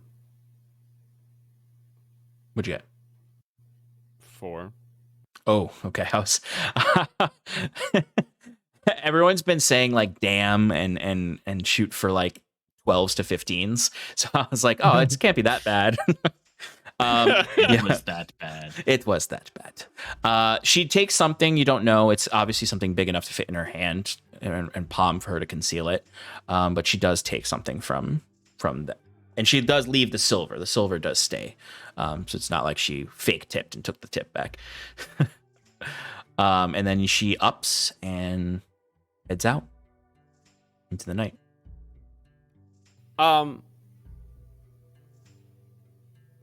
Sean. Mm-hmm. I mean, Bruce isn't good at stealthing, but Bruce is going to follow her out, but not like follow her. Yeah. Bruce Tail is her going to out. get to tail her out, and he's going to get to the outside of the building, and he's going to light up his pipe, Mm-hmm. and just start smoking it. Okay. But when he does that, he's gonna take out Lollyrock, and he's gonna try to stealthily have Lollyrock go fly in the air and follow her. Hell yeah. So the nice thing is that there is a crowd outside now. So it is, and that's when you kind of realize that like the bouncers here's job might also be to make sure that there's not so many people inside that the whole place collapses. It's not just to make sure people don't people they don't want in come in. But you're able to find a spot to kind of like perch up, take out your pipe and smoke it where like you can just kind of lean against something because your vision's gonna go into Lollyrocks, and then sort of just I almost imagine you like kind of like put your hand behind your back and just drop the Lollyrock and it just and then the Lollyrock flies up into the air. And you can look through Lollyrock's eyes to follow her. All right. What do the rest of you do? Well, I was going to tail her, but I imagine that Septimus gets up with Bruce to go outside, and him seeing him do his Lollyrock thing. I'm just like, okay, that's probably a better idea. And so kind of like hang back, not to like blow cover with his primitive sneaking abilities. Okay. I mentioned Bruce is just like, hey, can you just like keep around like a eye on our perimeter because I can't see shit around us. Yeah, I'll be his actual eyes. Okay. While he's like warging into Lollyrock.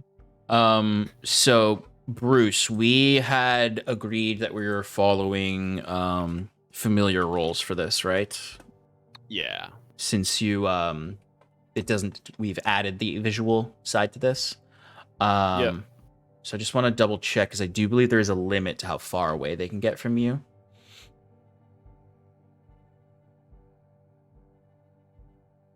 that might just be okay. Well, so you do need to maintain 100 foot distance from Lollyrock to maintain the visuals. So you may need to do a little bit of tailing, but at a safer distance. All right, yeah, and let Septimus know that. Yeah, so Septimus, you'll need to like guide Bruce a little bit along the streets at least 100-foot distance from her. From Lollyrock. From Lollyrock, yeah. So Lollyrock can keep a further distance as long as Lollyrock's keeping eyes on it. So yeah. Okay, then we will do that. Okay. It's not like Lollyrock needs to be 100 feet away. It's just I need to be 100. Oh, you need to be 100 feet away from Lollyrock. Lollyrock. Lollyrock can be as far away as Lollyrock can see from Winnifred. Right. So Lollyrock can kind of like even like fly from like gutter to gutter, keeping an eye on while you keep your distance. And I imagine like this is a system of your design. So like if Lollyrock gets too far, like I don't know, like flashing red lights go off. Yeah. or just get like fuzzy, like blurry. Yeah, exactly. Yeah. Some static comes over it. Yeah.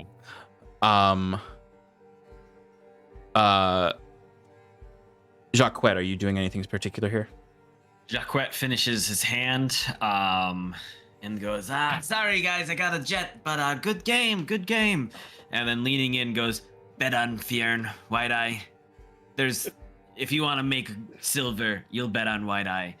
And then he just kind of pounds on the table and like not very stealthily, because like it probably took him like a solid like 2 to 3 minutes to finish the hand, but he couldn't take himself away, and he's like, oh shit. And then like he like comes bursting out, like almost like running into someone, goes sorry, looking around for Bruce and Septimus, noticing them and like coming over as he pops up the collar, the cloak of elven kind, and like almost like melds into the two of them and goes, where'd she go? You guys got her? Yeah, she turned left here. That's actually accurate. And Jaquet will go as he like turns around, walking like backwards, facing them. He'll go, I'll keep a closer eye on her, but make sure you guys are nearby. And he's gonna like open his jacket, and you'll see the horn of silent alarm. And he goes, what was it? 1 blast, it's all okay. 2, come in, we're in trouble. I don't know. Let's do that. 1, we're good. 2, need help. Okay. That's easy to well, remember. I think Fyrn needs to know this information too. Fyrn's got some silver to make. We'll leave unless he wants to come. Unless you want to message him, I don't think he's gonna drop this. All right, yeah. That's very fair. He gets a message and he's just like, I don't care. Fuck off. Okay. So can I get a stealth check from each of you? Since you're keeping your distance that's over 100 feet, I'll give the 2 noise boys advantage, which will cancel out your disadvantage if you have your armor on. The noise boys. I accidentally did it with advantage. So let me just... But the first one was a 16. Should I take the first one? We can take the 16. Yeah, we'll take the first one. All right. Wait, do I have disadvantage with stealth checks? No, I don't. Well, what kind of armor do you wear? I'm wearing... It would say if It would say it, chain. actually, yeah. Yes, I'm wearing a chain shirt. Yeah, if you have the chain shirt, if you have it equipped, it will tell you if you have disadvantage or not. No, it's just medium armor. So then you do have advantage. Okay, good, because I rolled an 8. Yeah, I'm gonna add 5 to my roll. Oh boy. Okay, thank goodness. Okay. What was your final roll, Bruce? Well, 16 minus 2 down to 14 plus 5 is a 19. Okay. Septimus 16. and Jaquet. 26. Okay. We roll Winnifred, who is keeping an eye out actively.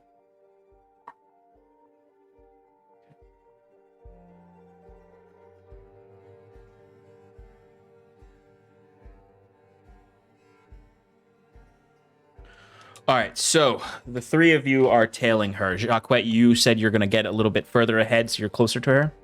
Yes. Okay. So, Jaquet, I imagine you're kind of dipping in and out of some of the alleyways and behind some of the stands where shops might be during the day to just get a little bit closer. The Cloak of Elvenkind helping you out, keeping you much more concealed than usual as you get close up. She would have disadvantage seeing me. Okay. But not hearing or smelling or tasting me. Just saying, those are perceptions. Those are perceptions. Yeah, they're perceptions. She's like, It tastes like Jaquet in the air. something's not right. Man flesh. Cat flesh. Tabaxi. Tabaxi, sorry. Sorry. So, Jaquet, you're able to get up closer, and with the long coat of Elvenkind kept more visually concealed, and your regular steps, though, are keeping you concealed, like you are getting through. And you see she is starting to keep her eyes peeled more. Like, there's even like a point where she might even like look right at you, but you're so well stealthed that she doesn't see you. As you can also kind of clock Lollyrock moving about. I'm actually also going to need a stealth check from Lollyrock. This is what Jaquet looks like. He's like, hey, I'm walking here. Ooh, he's got higher stealth than me.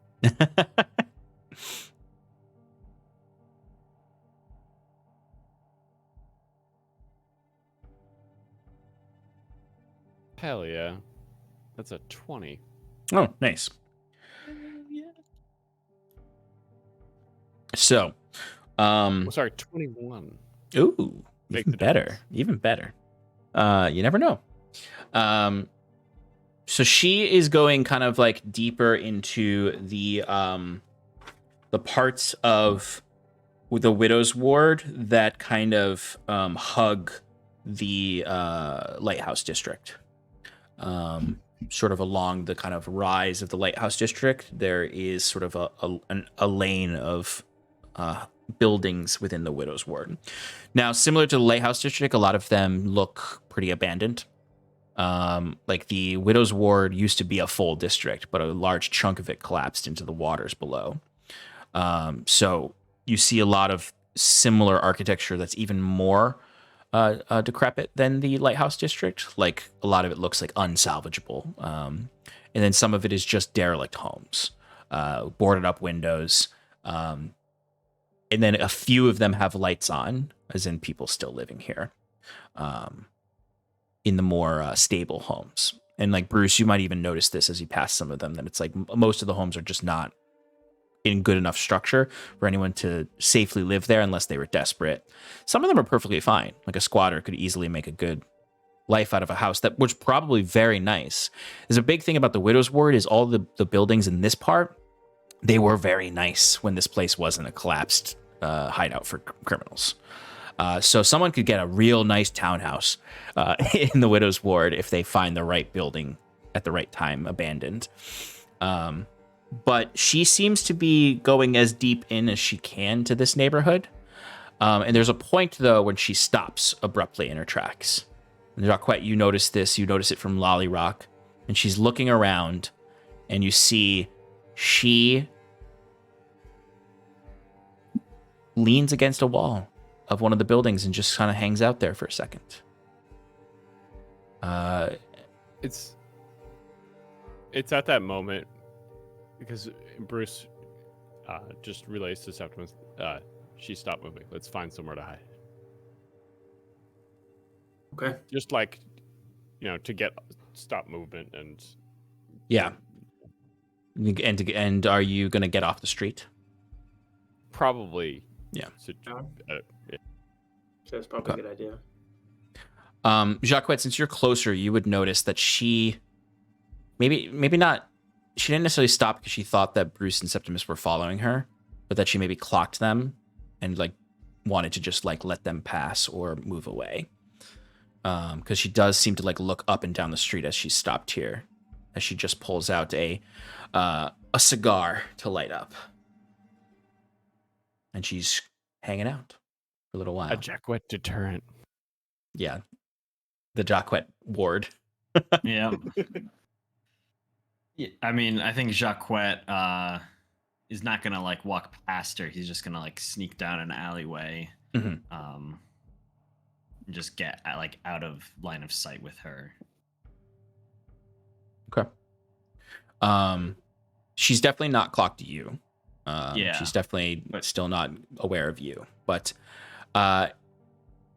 once she kind of looks around and feels like there's no one following her, and she like is seemingly specifically looking for Bruce and Septimus at this point, just like not necessarily thinking that they're malicious, but like she doesn't want them to anyone to see her.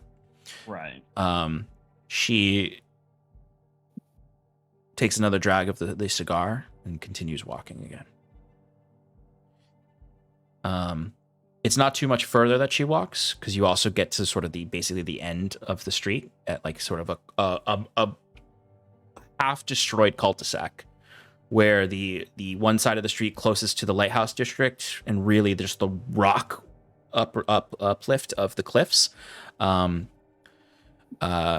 basalt cliffs. She basalt, not basalt. Basalt.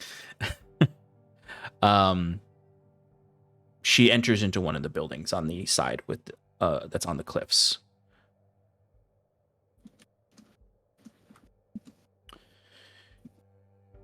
And I think it's probably a good place to call it for tonight, as you're watching from your hiding spot, and Bruce and Septimus might be able to start their walk again. As she enters into this building for whatever nefarious purposes, with whatever she acquired from the Otter business. And then you look and you see climbing the cliffs to join us is Saskia. Yeah, that's what I was gonna say the same exact thing. Yeah, she got ripped out to sea in a riptide while she was hanging out by the beach, and she's just gotten back. Oh god. And her eyes are glowing, and there's no. All right. Okay. Where is my mouse? All right, folks. So that is. Oh, there, Duval. Thanks for stopping in. I don't know when that raid came through, and thank you for the happy birthday. Hope that you're doing well, friend. All right, we're gonna send a raid on over to Jess the Human, who is doing a TTRPG. I think possibly for charity. So go and check them out, and give them some love from Paradice. And we'll be back later in the week. Thanks for hanging out with us. Say goodbye, everybody. Goodbye. See ya. Next week.